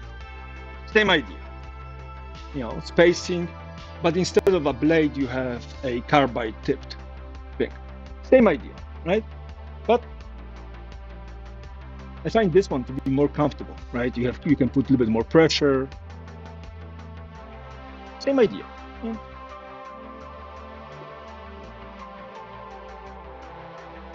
Fancy low squares, right? It's a small version of the one I use. But very simple kind of a brass steel thing. Again, couple bucks for somebody saying.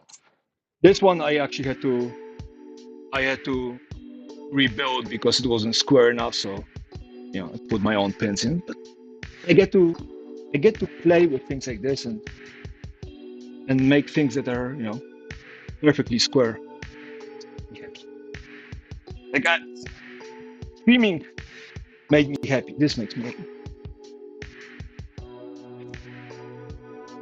I'll give you a minute. I've been talking for free, so maybe you're back, maybe not.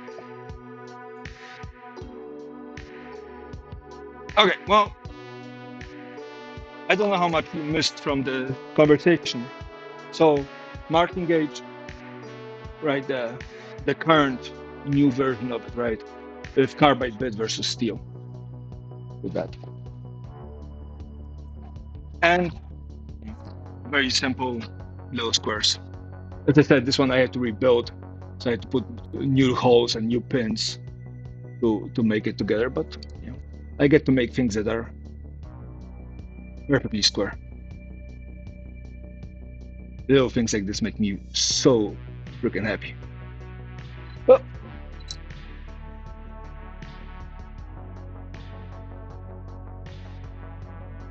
Oh yeah.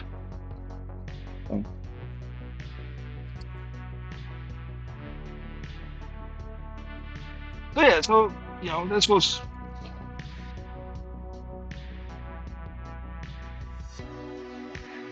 a very cool experience, and but there's no way you know, I don't have the experience, don't have the skill, don't have the experience, and as much as I value precision and I try my best to, you know, to do things very precisely, and you know, I build my own tools to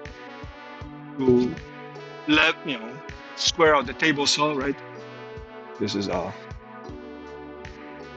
very sensitive dial, right? I had to build the plastic sliding thing so I can just stage, you know, check the how much the blade is twisted one way or the other.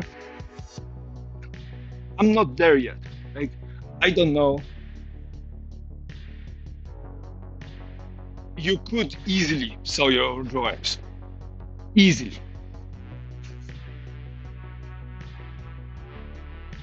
You're amazing artist.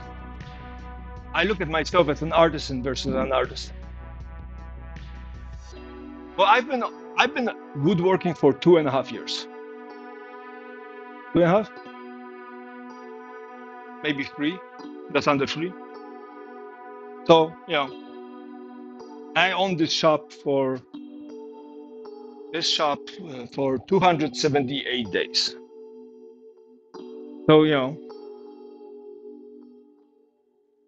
and so I don't know if we had this conversation at some point, but for me, the way I define, you know, if I see myself as an artist or as an artisan, right, or as a craftsman, is a simple question of what is the primary function of the things I make, of the things I build. Okay? And I make things that are functional. Benches, cabinets, pens, right? Or pen casings. That's the other thing I started doing, which I think you might appreciate. Actually, I'm gonna keep talking to you, and then I'm gonna think of where I put it so I can actually find it. But so most of the things I make are functional. You know, it's the toaster check. Right? I think we had this conversation about right.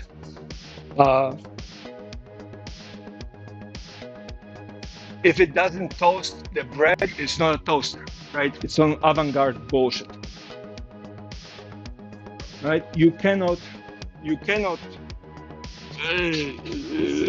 give a piece of equipment Bluetooth, Wi-Fi, LEDs, wireless charging, and call it a toaster unless it toasts bread, right? So for me, a big part of what I do is it has to have a function. Now, if I manage, mostly due to luck, that I make something that creates emotions, you know, somebody likes it and they get all excited about it and it fills them with joy, fantastic, great. But it's a bonus rather than a feature, right? And so that makes me an artist. That there's function to what I make, is that there's a function. Where I think, by this definition, I see what you do as being an artist, and the reason for it is because what you do creates emotions. it seems to be the primary feature of what you do. Chunky bird, for example, right? There's enjoyment, there's happiness, whatever. Because the picture of the chunky bird doesn't exactly do anything. You know, it's a whole different story when you're a court sketch person, right? Courts and law enforcement doesn't always allow cameras, so there's people that sketch the defendants and whatever, right? Those are artisans. They make things that are useful, right? Conveying, but you convey emotions, and that makes you an artist, and that's very difficult. Now, if you create something that also has a function, say a drawing that covers the wall, reflects sounds, whatever, great. But I will be far from an artist. Again, if it looks nice and it creates emotions, fantastic. But it's not. If it doesn't, and a lot of people, especially Apple, has that idea of we are going to be building artsy pieces. Yeah, but at some point your avant-garde bullshit stops being a useful phone. It's no longer a phone.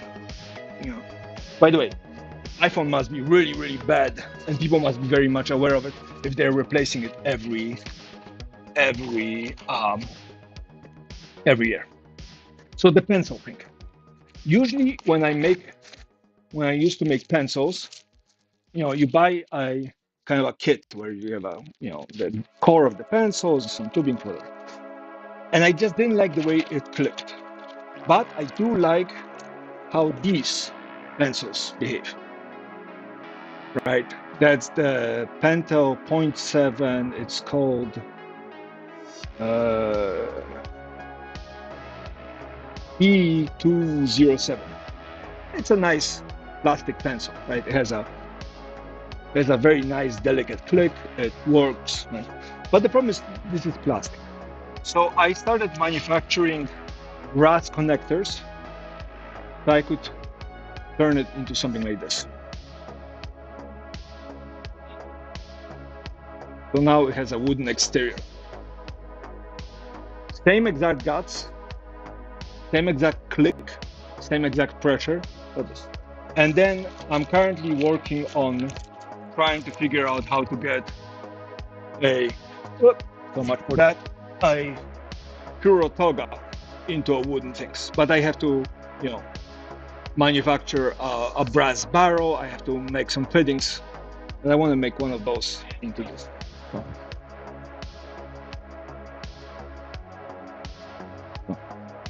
Again, artistic maybe, but it's primarily a pencil. I got lucky with a piece of wood.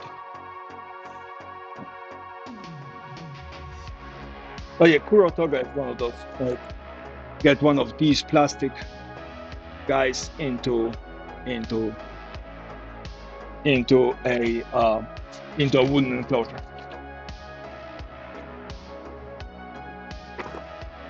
So it's one of those side projects I'm working on. By the way, I got the new mellow Kurotoga. I really like it. It's all mellow. It feels very, very nice to hold. Just came out. I think it came out recently.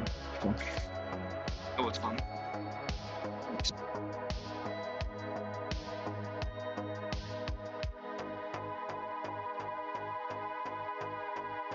Oh, and then these are the Pentel Grapher 1000. And I enjoy them again. Pretty solid grip. The rest of it feels, maybe it's plastic, maybe it's metal. I think it's metal. But it has a pretty decent grip. And again, the hiding of the tip is nice. So that makes me happy.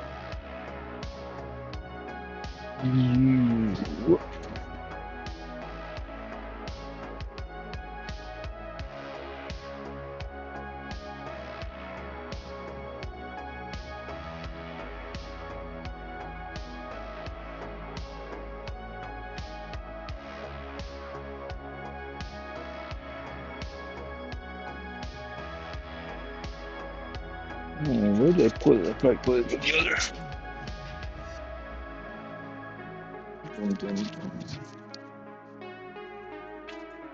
So I have,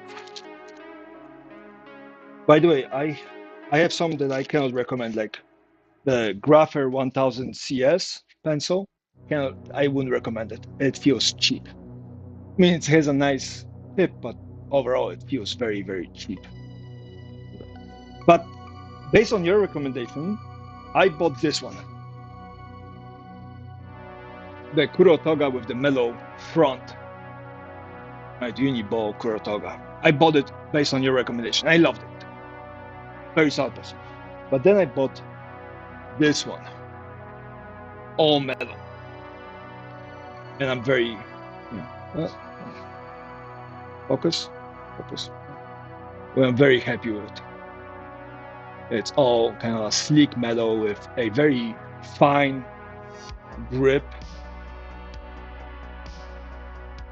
It's some of the, same features and same looks. Hey, Tokyo. I'm just talking to Jen about pencils.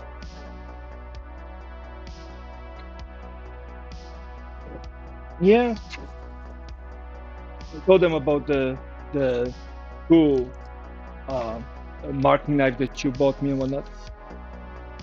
The chat is over there, so you can. But unfortunately, unless you want me to give you one of my headphones. Oh, and this is the paint things. So there's this machine, right? Two sides. Yeah. Versus that's what it looks raw. Maybe the bench. Okay. So Tokyo hasn't seen the shop recently, so I'm gonna give her a tour.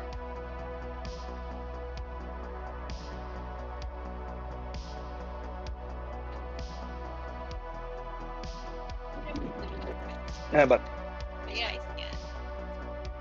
so I have all the. This is for the drawers, for maybe our house. I have some made drawers already there, and these big boys are for the long pieces, right? I have Ipe and whatnot. So each one of them took me about a day to make, because I had to, So I moved all of this, and then.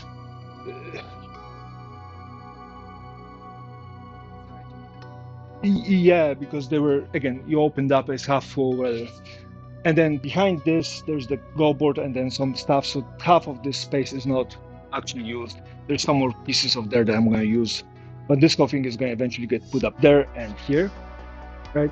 That's the plywood for our stuff, some more stuff, and then move things up there. And that's the big box that I told you about, the 70-pound box that I had to move up. It's a solid all the way to the back of the wall, so that was heavy. And then you have the two storages over here for the plywood for like bags and whatnot for dividers. And I got rid of most of the other plywood around because it just got used up. And then of course I had to modify this a little bit, little things like this. But I had a bunch of those pieces for drawers and whatnot. So yeah, that's my little. And then I built myself a little workbench. Not great, but I just needed something to put the leather work instead of the leather working here. I need to fix the bottom. There's still boxes, and I need to build myself a little storage on the side, and then maybe a shelf here to do. And then my gaming PC with all the actual juice running around.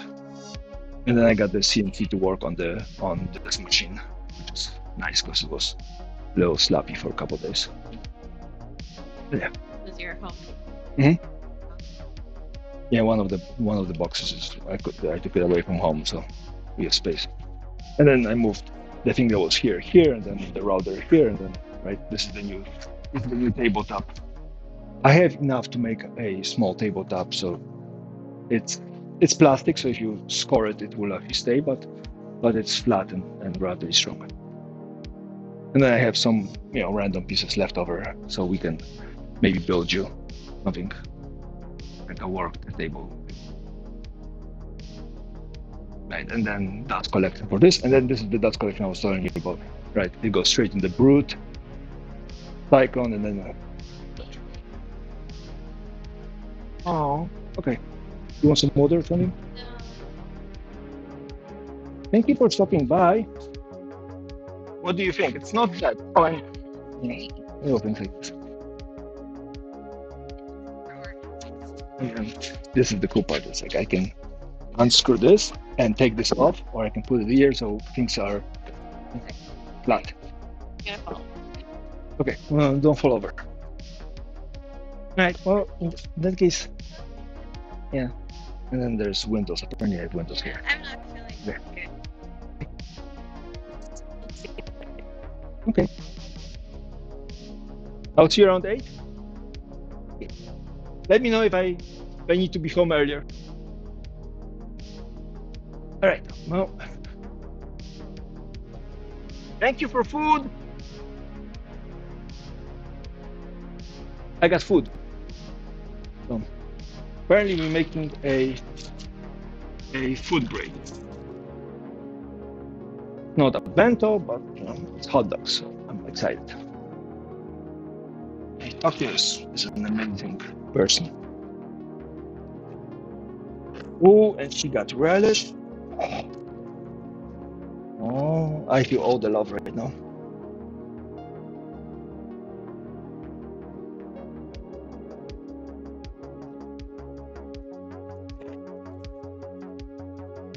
So messy. I'm gonna wash my hands. I'm gonna stuff my face, and then we're gonna make some noise. Ooh, lot of tools. I'm gonna show you one more thing.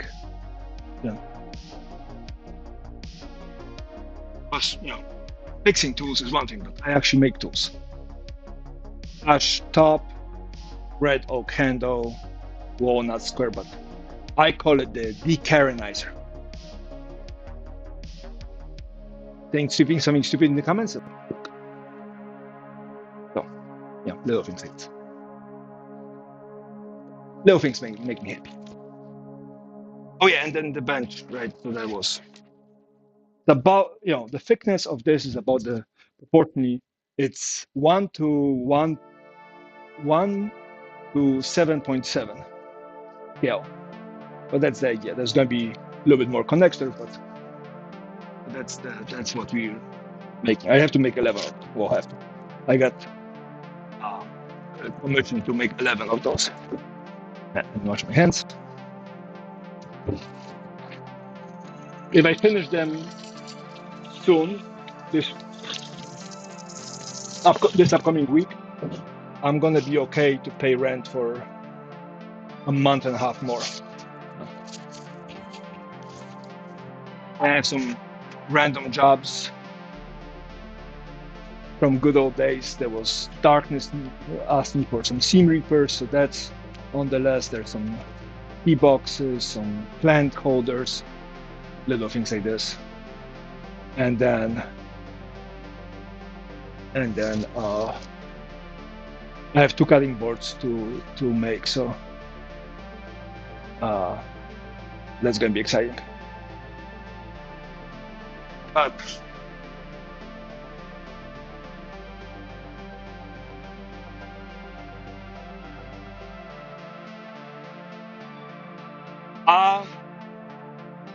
for Christmas, right?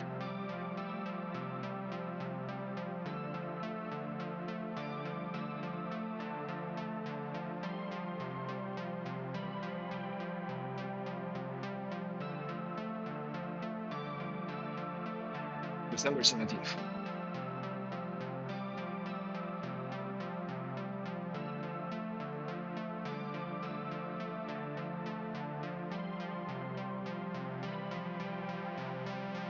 And it's what? 3 weeks to ship, which means I have to finish it by November.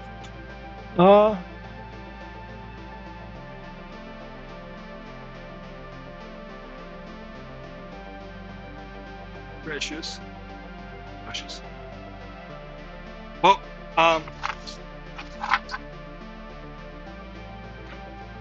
since I'm back, hopefully back to streaming every day, let's touch base Wednesday, and then I'll be able to tell you if I can manage to get it done.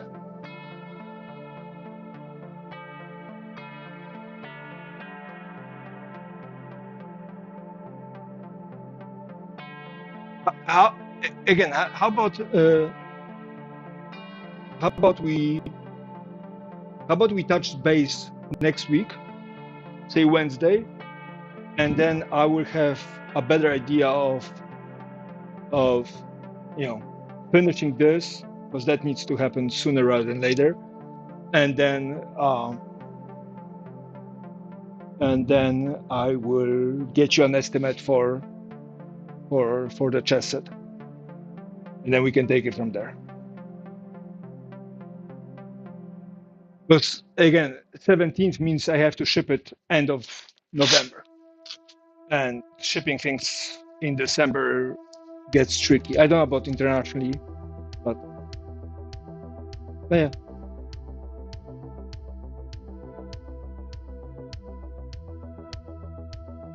Plus, we have to figure out the design and whatnot. So there's some mild steps in between sizing, design, right? And I have enough material to definitely make a chess with a board. Closing open, right? I have the material for it. Just question is time, right? Intricacy in time. So let's do that Wednesday or around Wednesday, Tuesday, Thursday. So it's not like you have to be logged in on Wednesday, and let's see how it goes.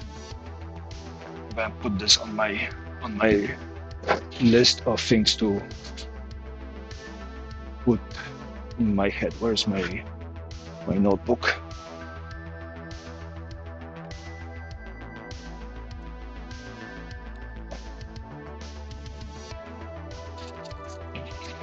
Where's my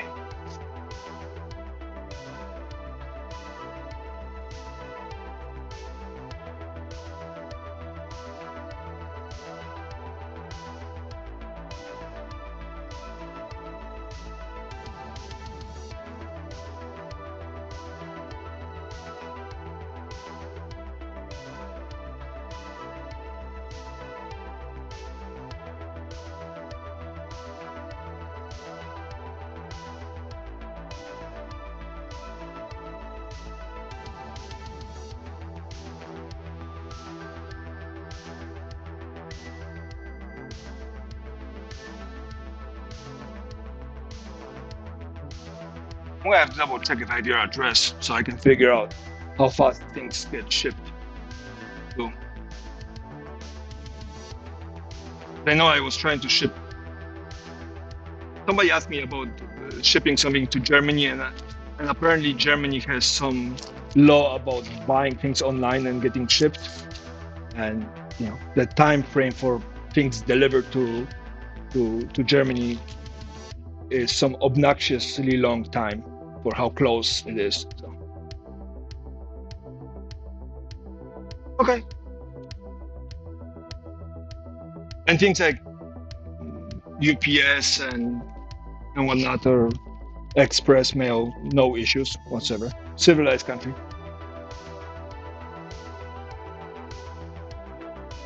Free press and everything.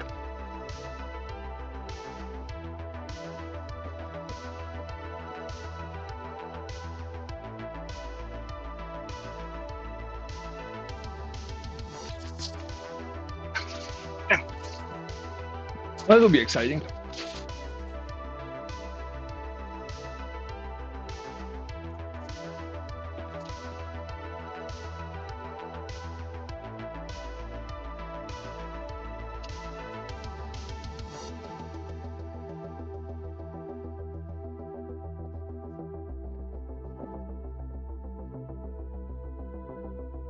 Well, apparently Great Britain is not very good about free press either.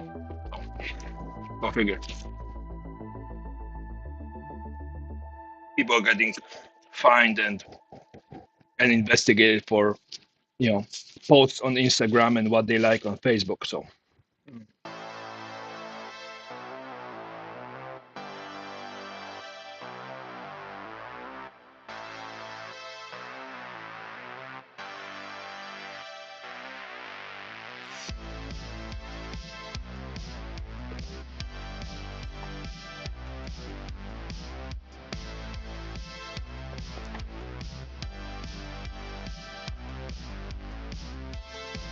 I don't know how true it is, but I read somewhere a tagline saying that somebody got arrested in Great Britain for a thought crime. I think they were praying in front of an abortion clinic. They got arrested. So I don't know if they got arrested, somebody else got arrested for wishing them poorly, but no. And the United States has a large number of voices that are outright saying that women shouldn't have the right to vote. So that's another one of those fun things.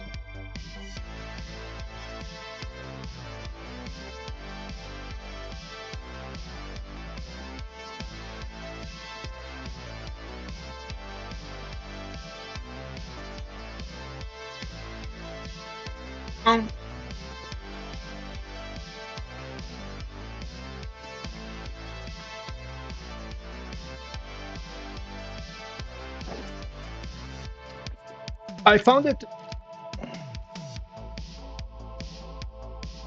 Hey, Spicy. I'm cautiously pessimistic about US. I mean, the choices for voting are insane. On one side, we have Handmaid's Tale on steroids, and the worst parts of the Bible. And on the other side, we have somebody who is a lot more Republican than George W. Bush. Because at this point, Kamala Harris is a lot more Republican than George W. Bush was the first time around. And it's like, of course I'm not going to be voting for Trump, but I really don't want to vote for her. Yes.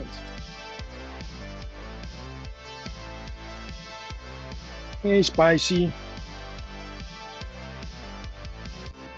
Happy Friday, Spicy.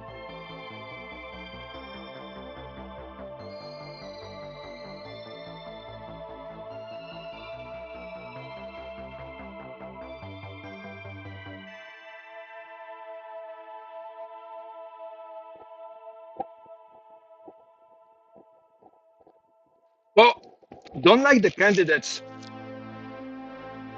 is one thing, right?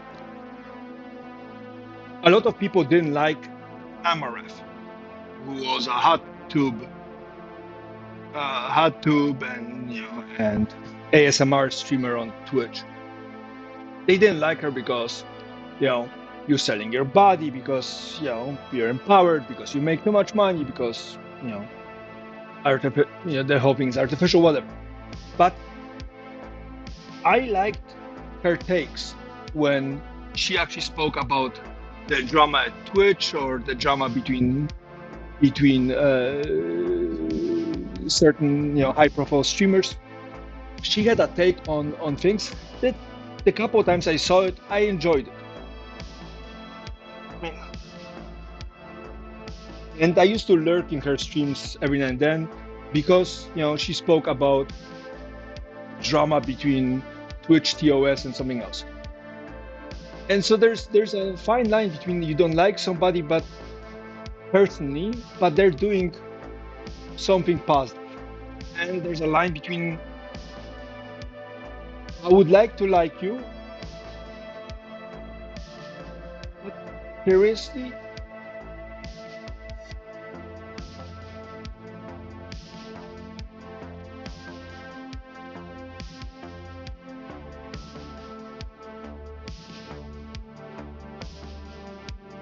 well, Joe Stein, I mean, I get Joe Stein.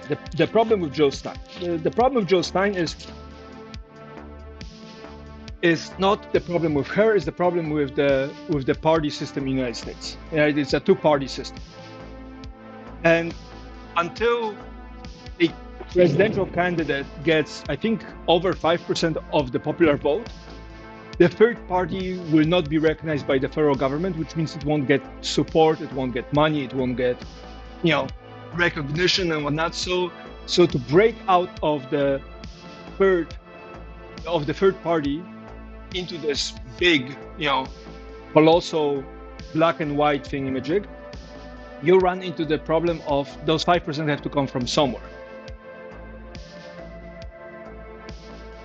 And they usually come from the bluish side more than the reddish side, right? And because the bluish side seem to be a little bit more open-minded about things, right? And nobody, like, to pull votes from Donald Trump, you have to be even more extreme than he is, and that's close to impossible. Although J.D. Vance, his vice president, is a lot more extreme, right? So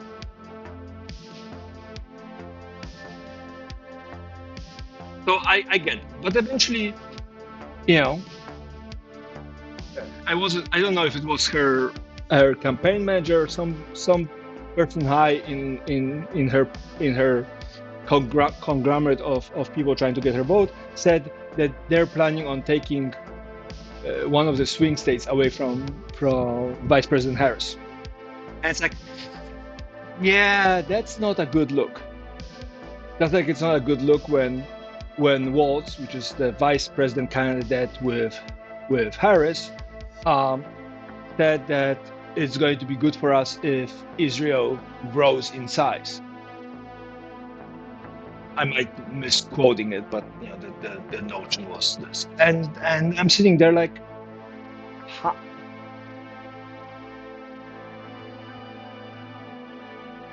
We don't have money to help FEMA and hurricane victims, but we have money to send bombs. Now I get the whole part of, that's why Ukraine is getting bombs, is because bombs have an expiration date, so, and ammunition has an expiration date, so you sell it for full price, something that you would have to throw away. And I get that, but it's awkward. I've been maybe not terribly vocal, publicly vocal, but I've been a vocal proponent for Palestinian freedom since October 19th last year. I've been, in family and friends conversations, saying that this is turning into what I have read about the Nazis, in middle of 20th century. And people are like, oh no, it's not. And now it's insane, and nobody's doing anything about it, or not enough. So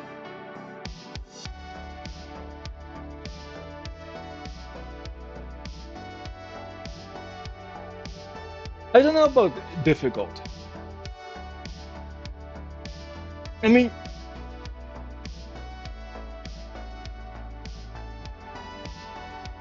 which part is difficult? Right? Because we have to split up a lot of aspects of it.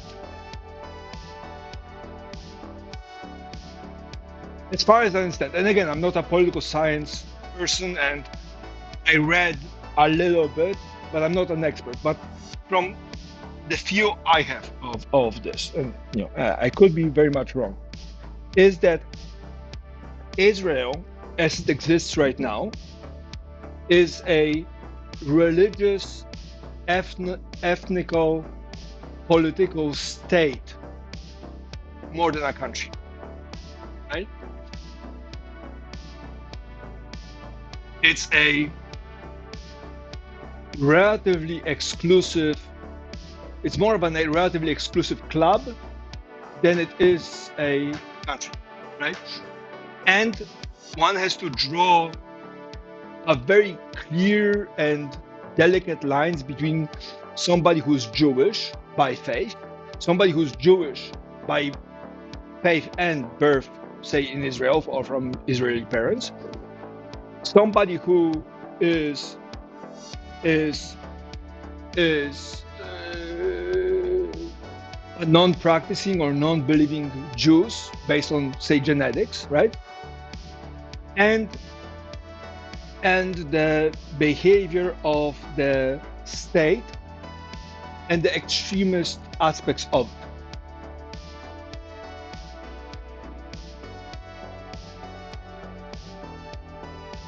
Yeah, I have removed a number of acquaintances from my circle.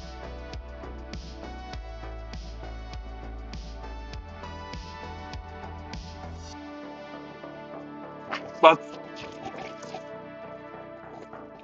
one of my close acquaintances is a person who has very strong ties to Israel. They do.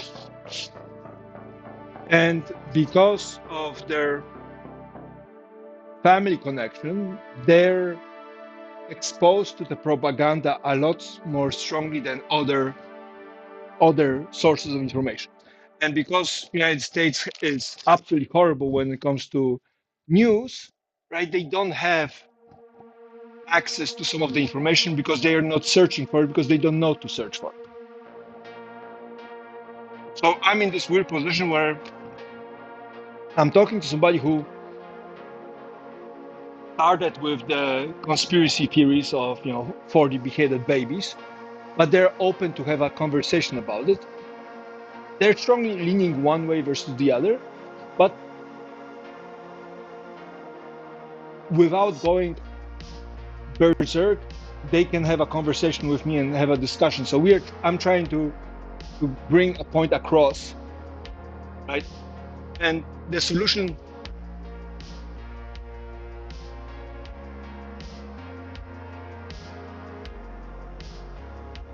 yeah.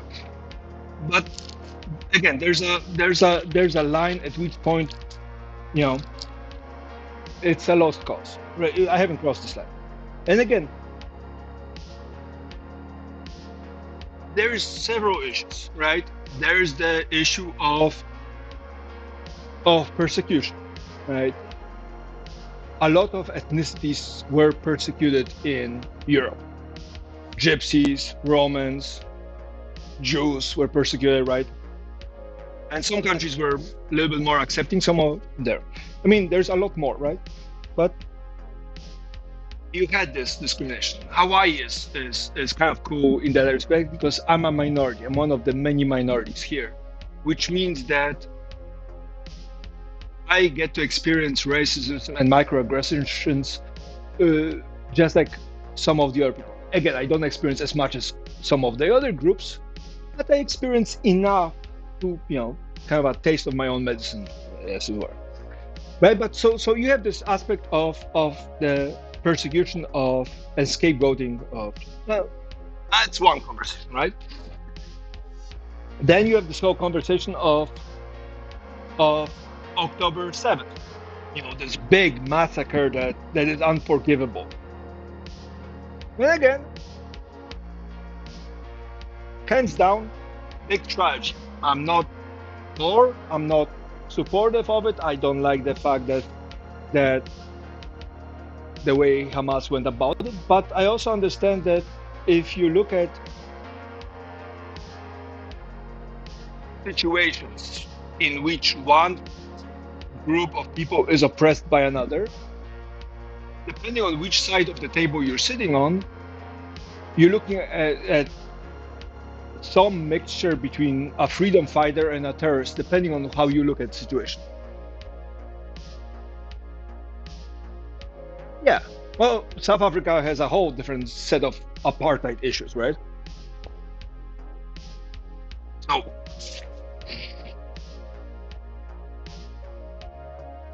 and so you have this aspect of people trying to stir things up to live, right? Basic. So you have that. You have the extremist kind of wing of Israel's governance, I suppose, right? That has its roots in the Zionist terrorism. The closest I can think of is MAGA in the United States, the extremists, right? January 6th insurrection, whatever. Just there they succeeded, right? And so you have this. And then you cannot glance over the Holocaust and the extermination of systematic extermination of Jews during World War II, right? So that's there. So you have all those big issues that will take experts, academic experts, years to unravel and make sense of it. Maybe they already did, but right. But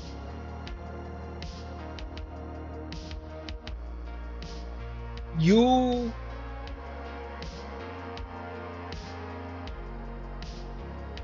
the acceptable amount of civilian deaths as collateral damage is zero. Not 1, not 1,000, not 5%, zero.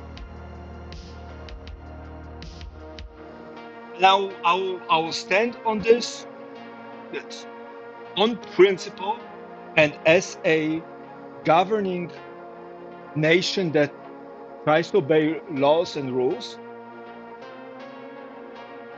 the amount of collateral damage, acceptable collateral damage, is zero.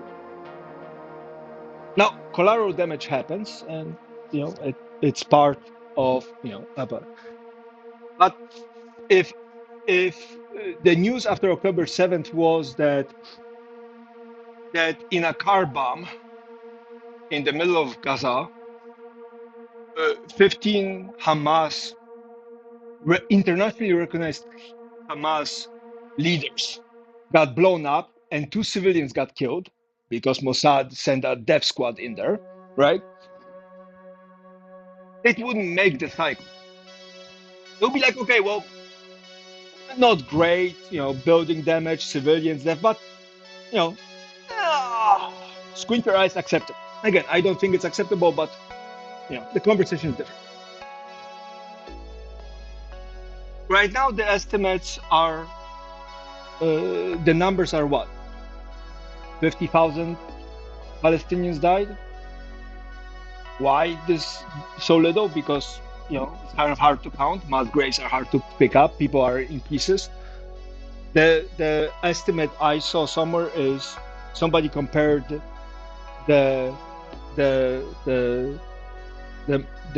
situation in Gaza to other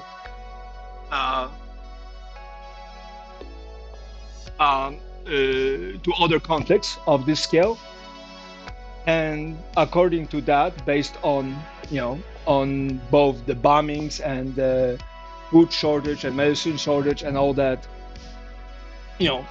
isolation and exclusion, the estimates are probably closer to 300,000 to 1 million. So call it 500,000 people are dead. 300,000, whatever. It's not 50,000. It's starting to get into this 250,000 plus range. And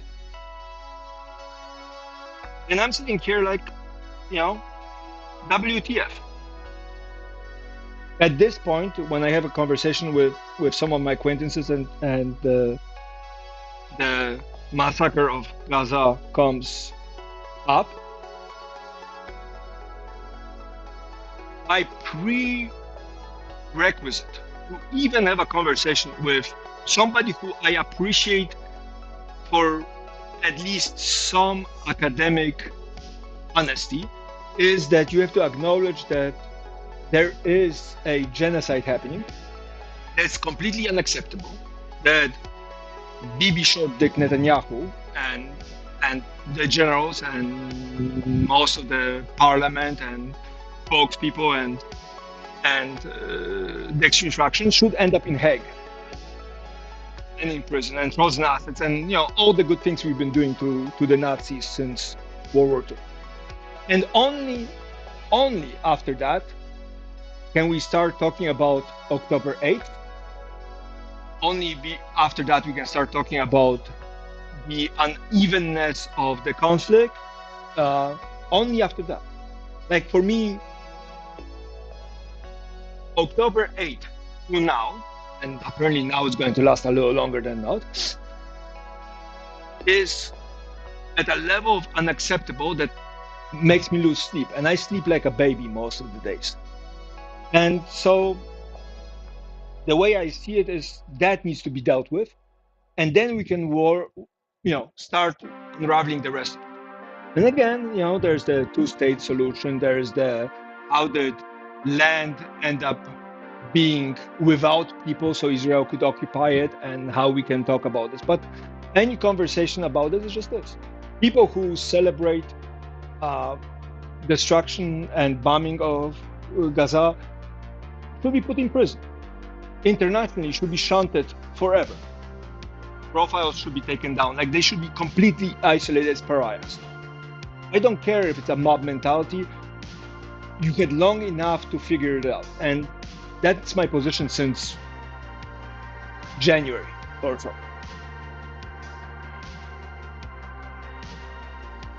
I don't know if like Putin or worse. Because I genuinely think, Bibi looked at Adolf Hitler and was like, hold my beer.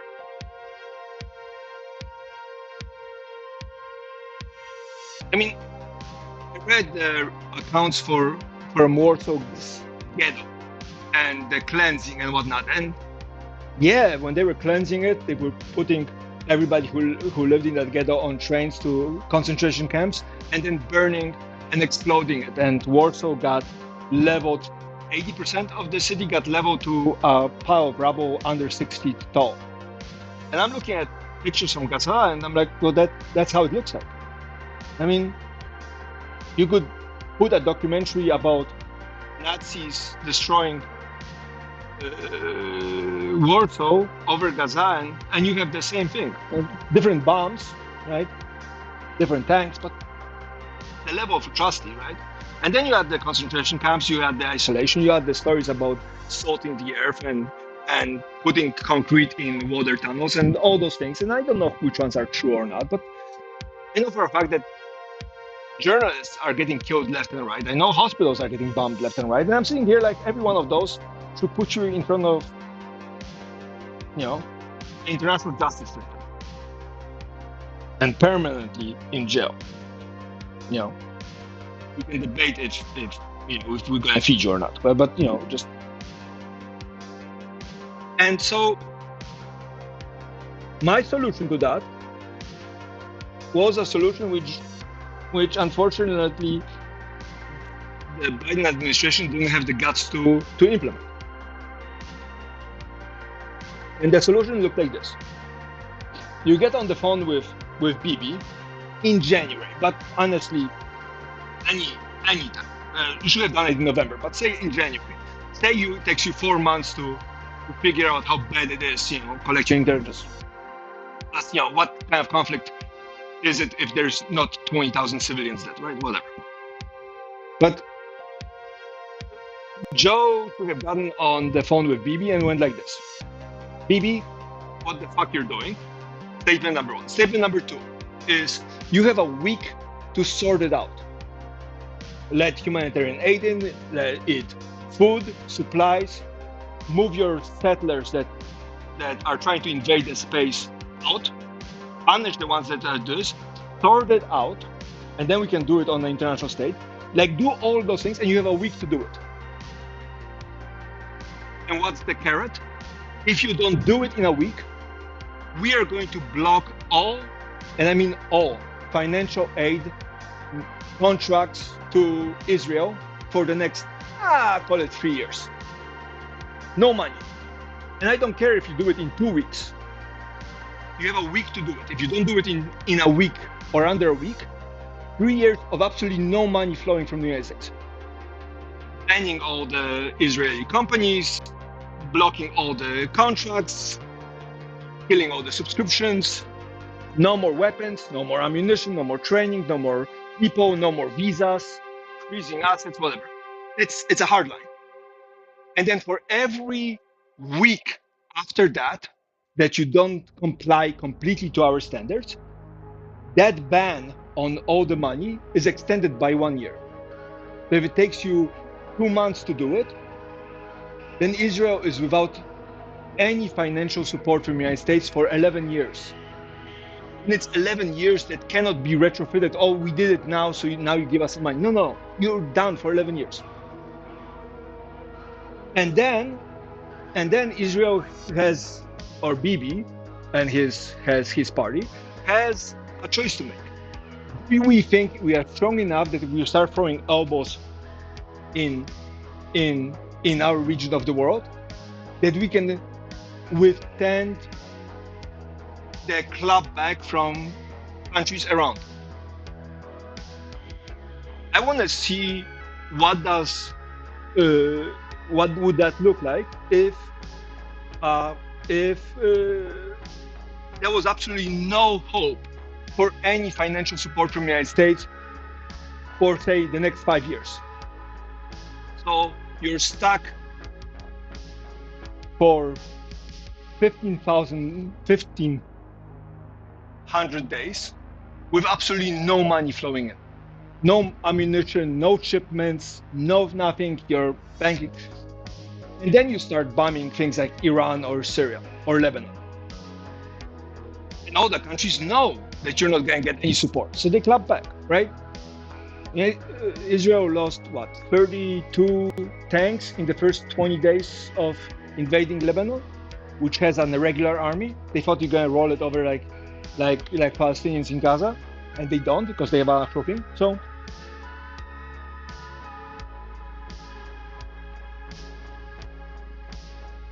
yeah. So so that would be a solution.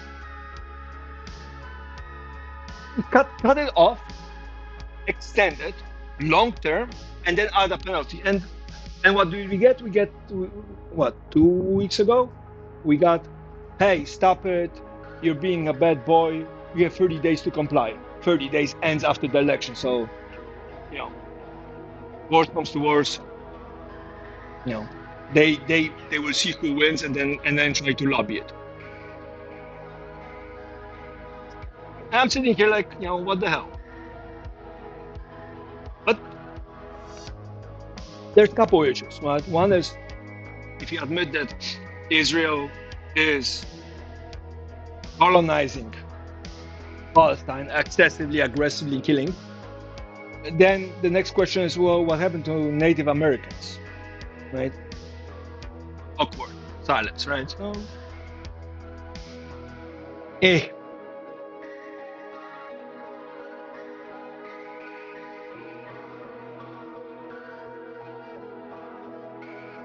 part of my condition is profound sense of justice. And my profound sense of justice had been screaming bloody murder for a while. Sorry, I didn't mean to get this heady. But it's... I called my parents 10 days after the October 7th, after things were happening, and I told them, like, look, at best case, 10,000 people are going to be dead from massacres and bombings and whatever, but worst case scenario, this thing is going to turn into ethnic cleansing and a full-scale genocide and complete murder.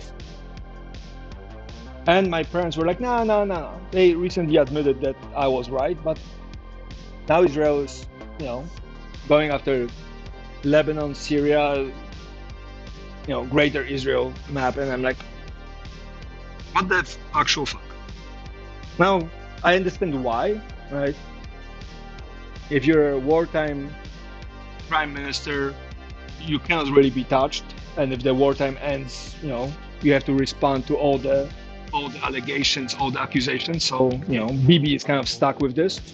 Plus, if you start big enough of a war and everybody gets involved, then you can be like, yeah, I was pretty bad, but I'm not as bad as some of the other guys. Plus, we are all bad, so let's just pretend it never happened.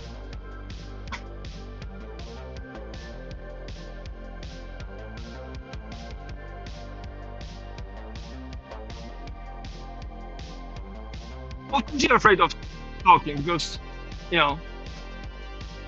when you're the local bully that screams, I'm the victim, every time somebody goes like, hey, you're a bully, and then, of course, screaming, I'm the victim means you're anti-Semitic. Being anti-extremist group makes you anti-Semitic, so go figure.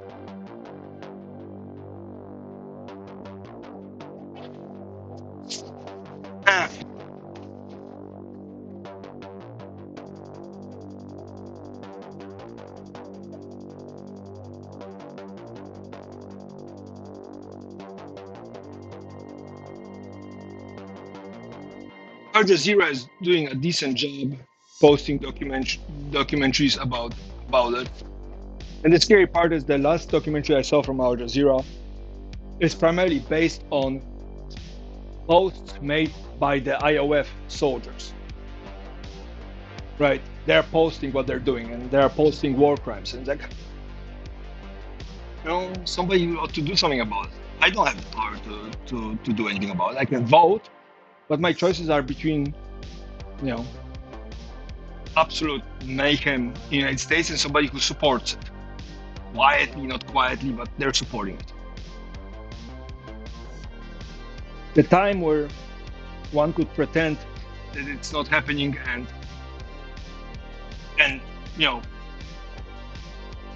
be oblivious about how insane that conflict is has passed. In January, people could be like, I don't know anything about it. Now, the problem is the media are not doing a good job about it. The American media are not doing a good job about it. I especially like the story from CNN about PTSD that IOF soldiers suffered from bulldozing over dead and alive people. Well, that's it. Just, post-traumatic stress. Seriously? What about the other part?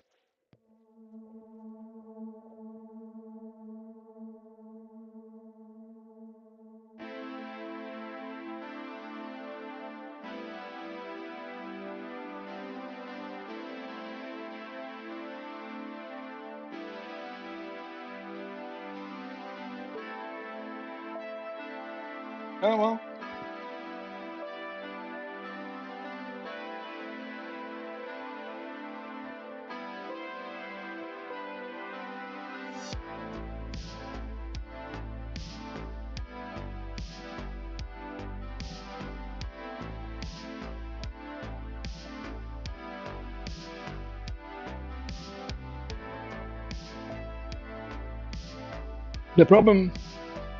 The big problem, at least from the American perspective, but I'm assuming that's more common in the world, is that the mass of world's population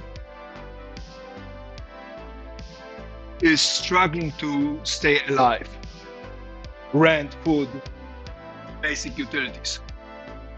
And when you're struggling to stay alive, it's a lot harder to have the mental capacity, time, and space to be moral, ethical, or artistic. If the world is starving, artists, high-quality craftsmen, academia will suffer. Because people will not invest in it. There is no point in flying to the moon if all you can think of is, hey, what am I going to eat tomorrow or today, right? And with the capitalistic hellscape that's happening, boomers had it pretty decent, and that made for some major social, economical, and political revolutions in the late 50s, 60s, 70s.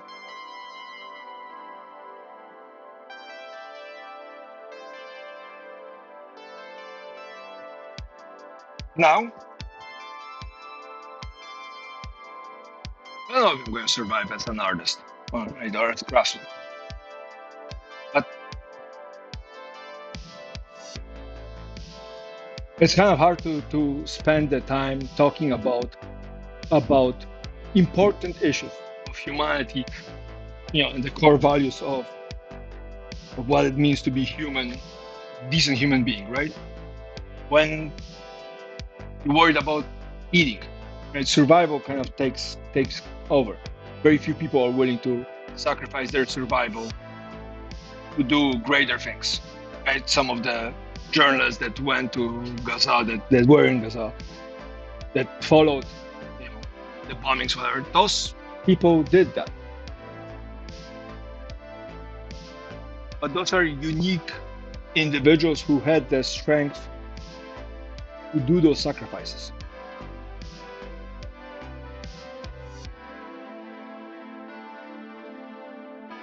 But the consumerism isn't out of control. It's not.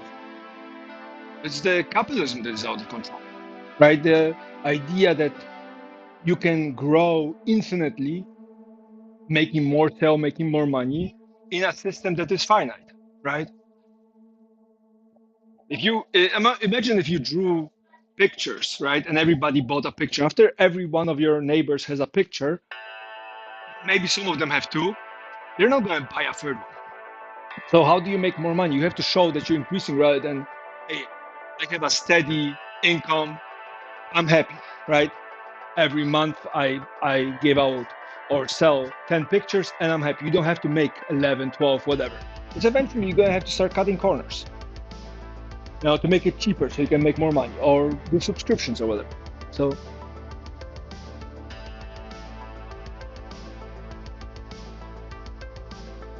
yeah.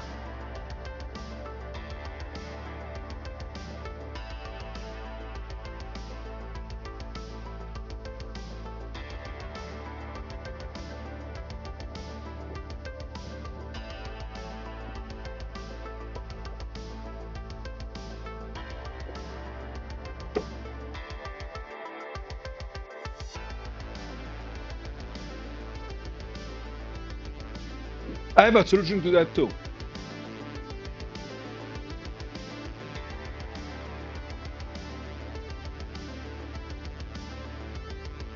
And the solution to that was a company has to pay a fine for every breach. Plane falls out of the sky, Boeing has to pay a fine for every passenger on board and every pilot and every flight attendant and whatnot. Call it 4% of their monthly gross revenue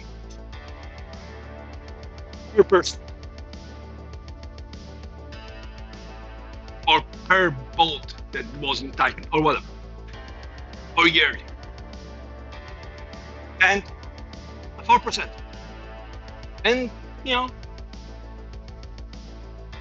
Wells Fargo opened what? 50 million new accounts for consumers without their knowledge. For every one of those, you pay 4% of your monthly gross revenue or income or whatever, whichever is bigger. And you have to pay that fine. And most of the fine goes to the people that were affected, but the rest of goes to government, who spends it on education and healthcare and libraries and whatever, not military and not police.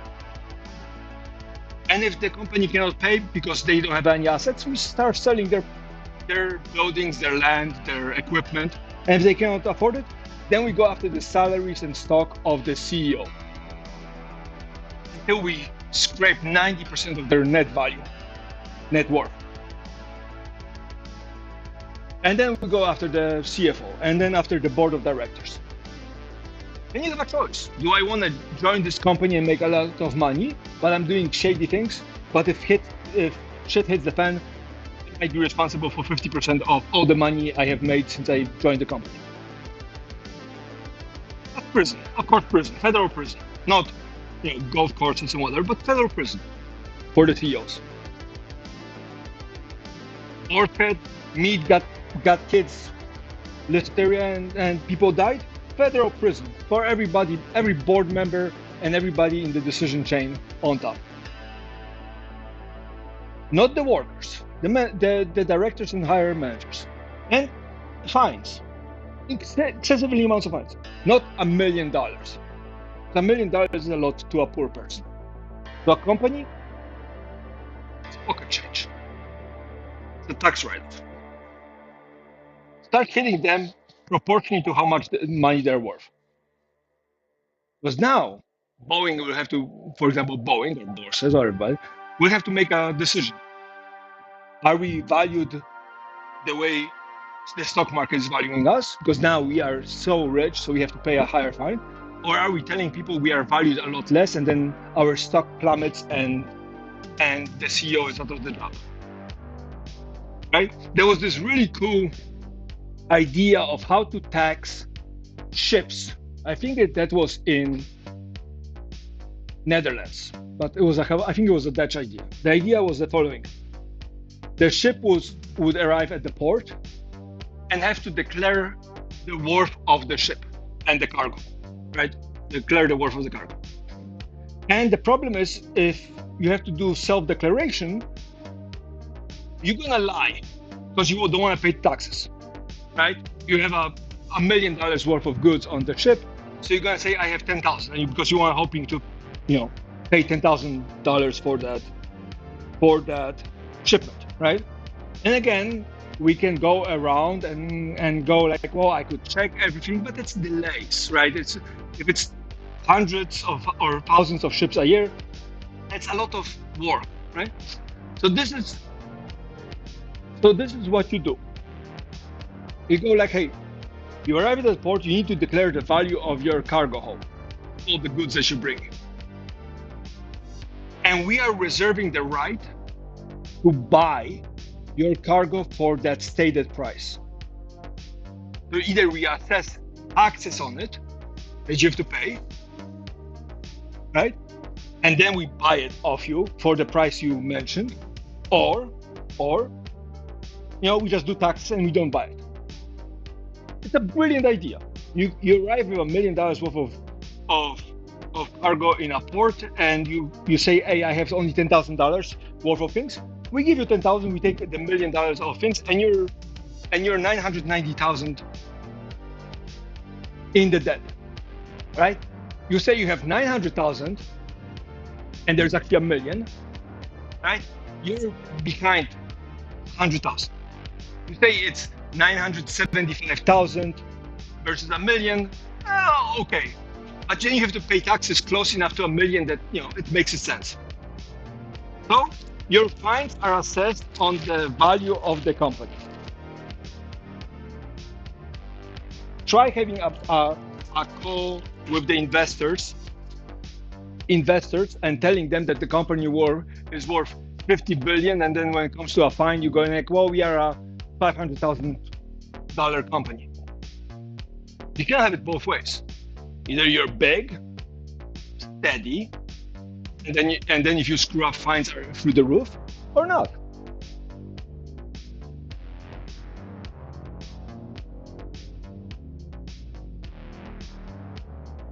That's a solution.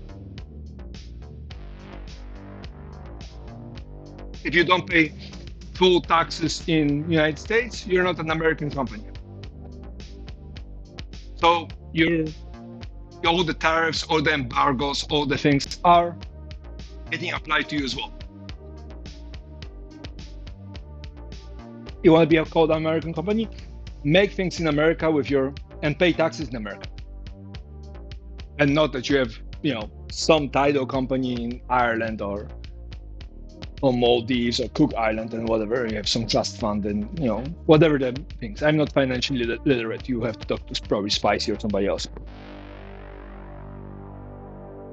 And then we publish a list of every company that is not American anymore.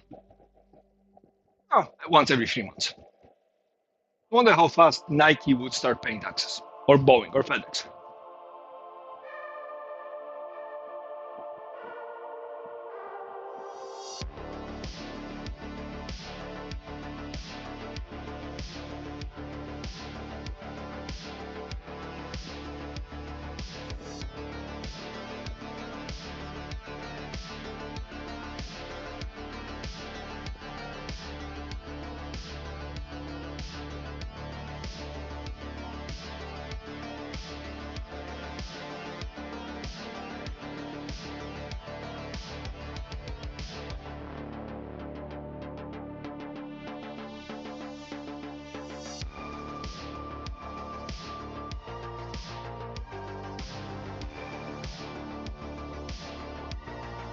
No.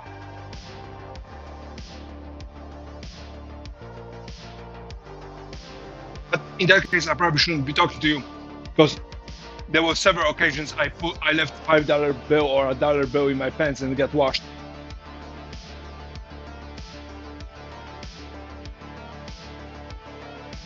not to mention quarters. So I definitely do money laundry, actual, detergent and whatnot.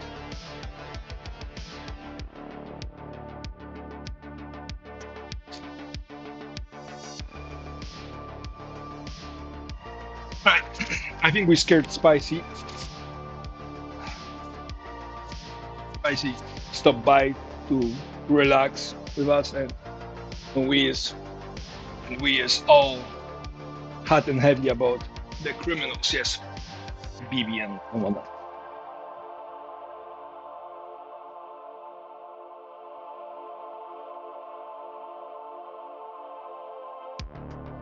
Well, there's an chance February 13th, 2029, a big chunk of rock called Apophis is going to zoom by Earth, and if it gets in the right position, it's going to hit us 7 years later and vaporize the planet. So,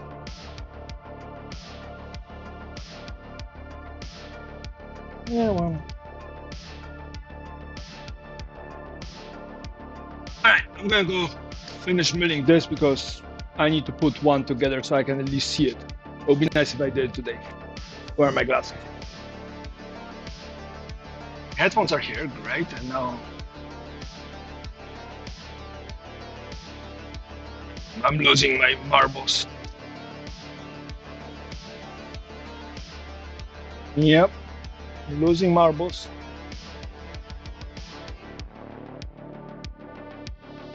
I think Spicy is gonna be okay. It's not the first time we got hot and heavy in this channel, or Twitch for that matter.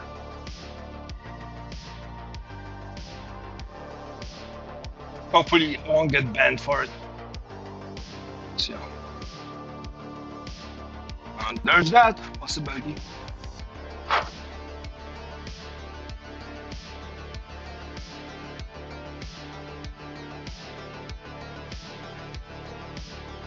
I can't find my safety glasses, so let's. Oh, here they are.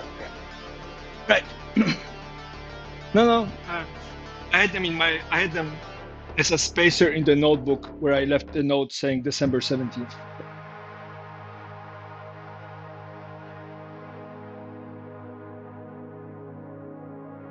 All right, so we're milling this, and then I'm gonna mill one of those to replace this one because this one is used. It's not a bad board. And then we have to do the sides, and so it's gonna be a little noisy, which is the usual.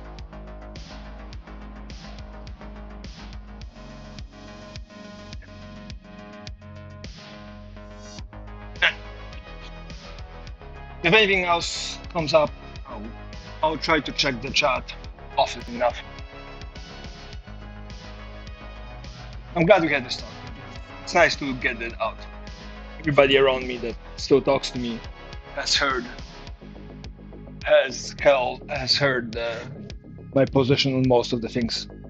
They're kind of getting sick and tired of hearing it for the nth time.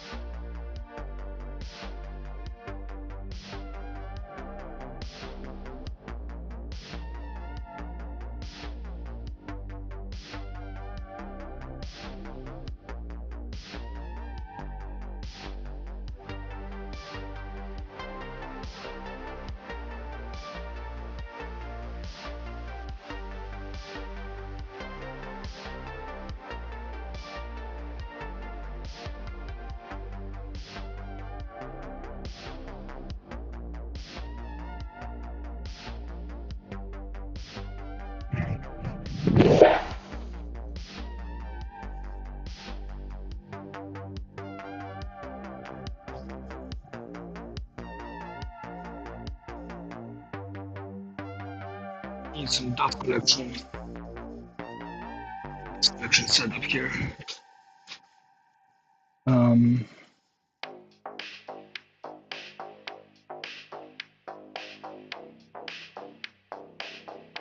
Because the hand planer is creating a lot of dust, it'd be good if we could just toss it into the same barrel. Either that, or we have to do it with a table saw.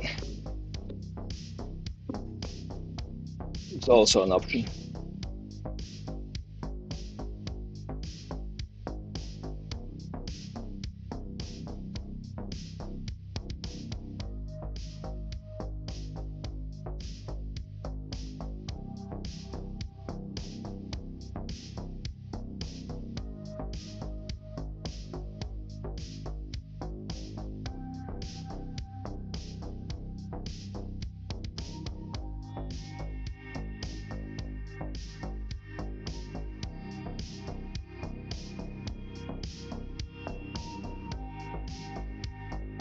The best way to do it on the router table.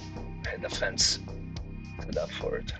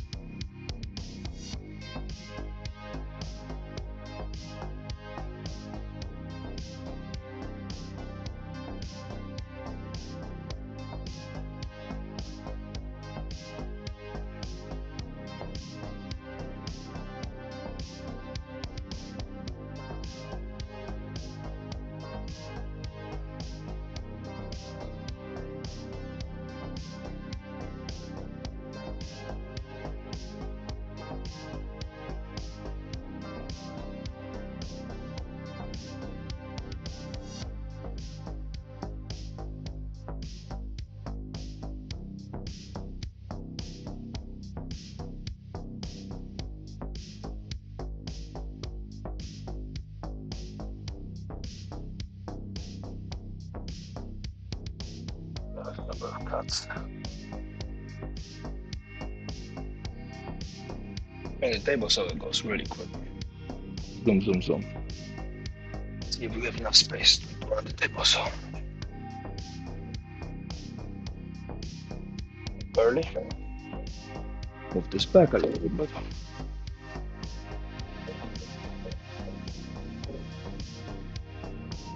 Yeah, it's definitely close enough.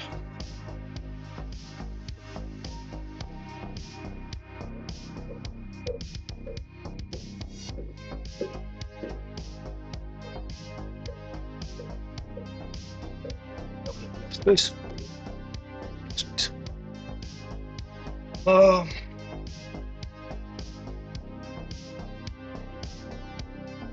Table saw. How wide is this?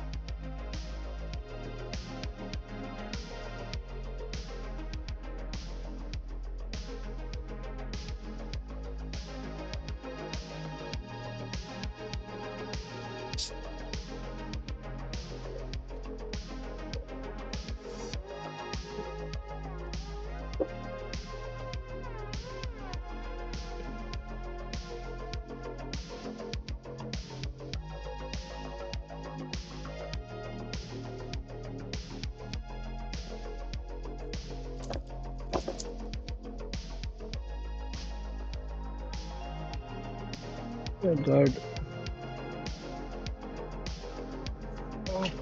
There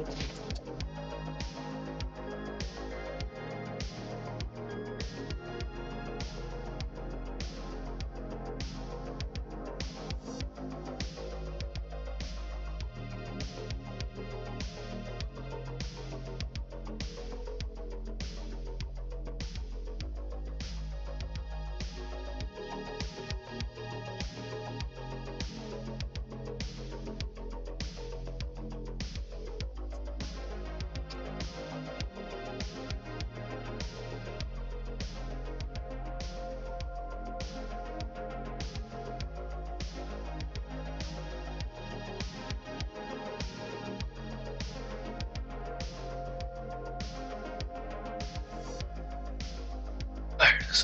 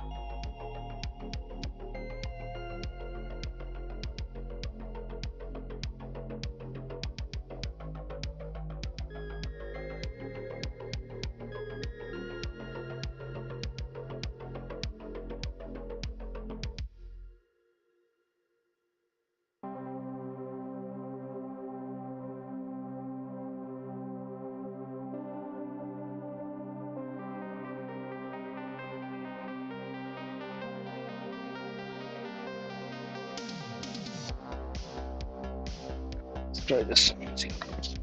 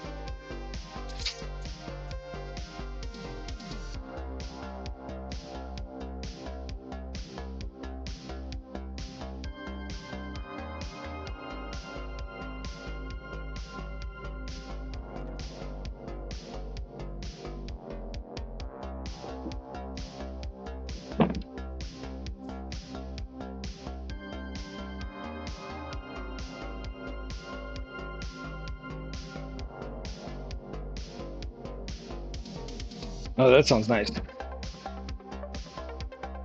Especially the homemade part.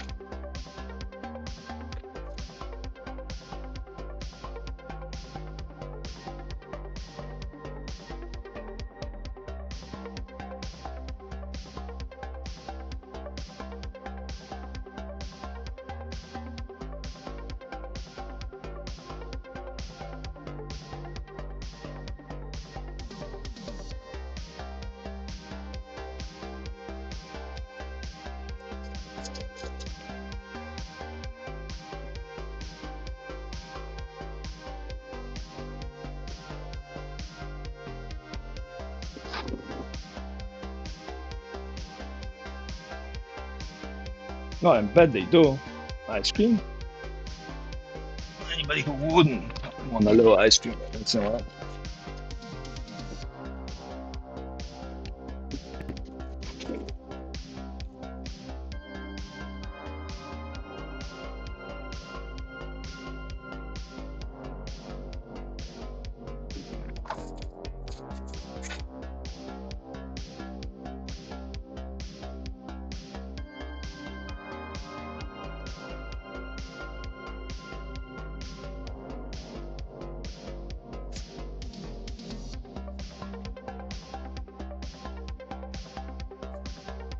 Out of all the things in my shop, I think the Festo hose is one of the least liked.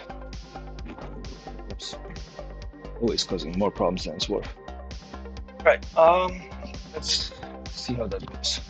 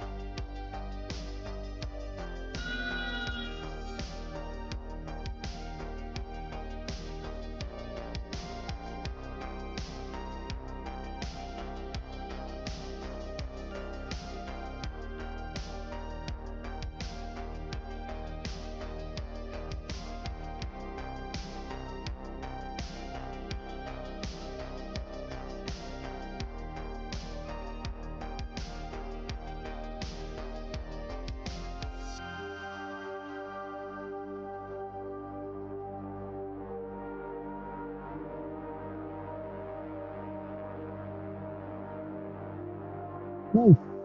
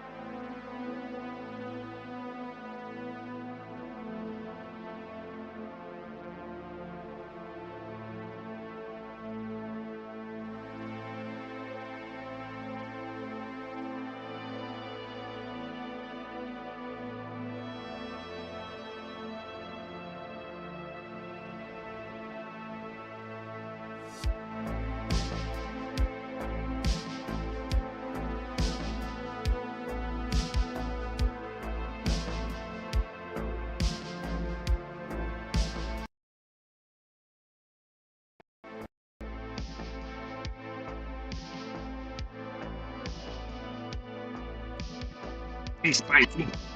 Hey, Jen. I'm redoing the templates because I found them to be a little off. The previous angle gauge might have moved a little when I was marking things up. So we're doing the templates, but like since I'm gonna do the rest of it tomorrow. But for now, I'm gonna go home because I promised Tokyo I will be home at somewhat reasonable hour. I've been home 10 minutes ago, but I'm having a little bit too much fun building this out. I'll be back here tomorrow, grinding it away.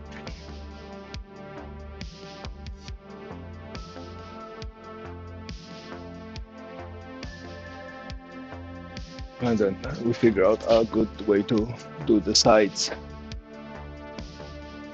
pieces of wood.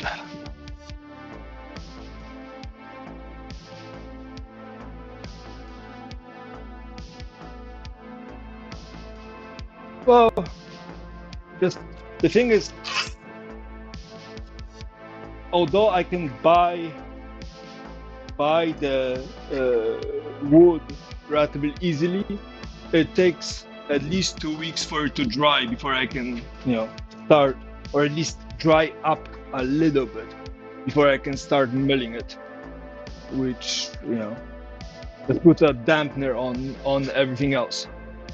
I'm still gonna have to buy 10 extra pieces of wood to do the 11th bench, but I figured after I build this and I know it works and I don't make too many mistakes, I can buy the other wood, and by the time I'm done making these benches and working on some of the other side pieces, it will be dry enough, and then I just slice it up, having templates and having figured the whole thing out. I still have painting to do, so 2 coats of paint, 1 coat of primer, so there's still several days of painting left.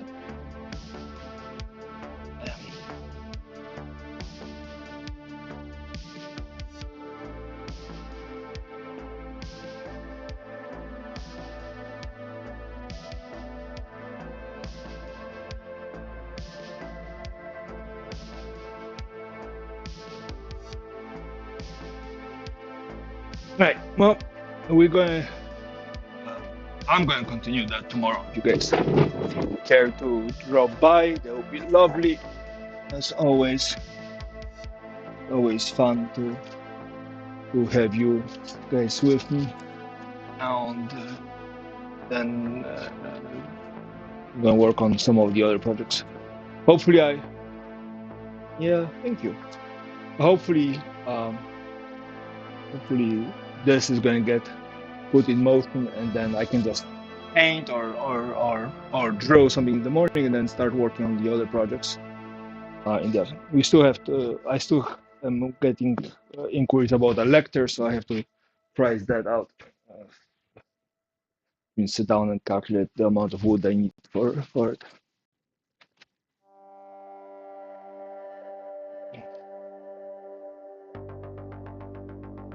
I have to say, pricing things out is both tricky and tricky. I don't want to overcharge, but on the other hand, if I put in the prices I would like to put in, people might not buy. So still not big enough of a deal to go like, well, I don't care if you buy it. Thank you, Jen. I'll see you guys tomorrow. Yeah, tomorrow. Have a good night. Is you spicy? Is you Jen?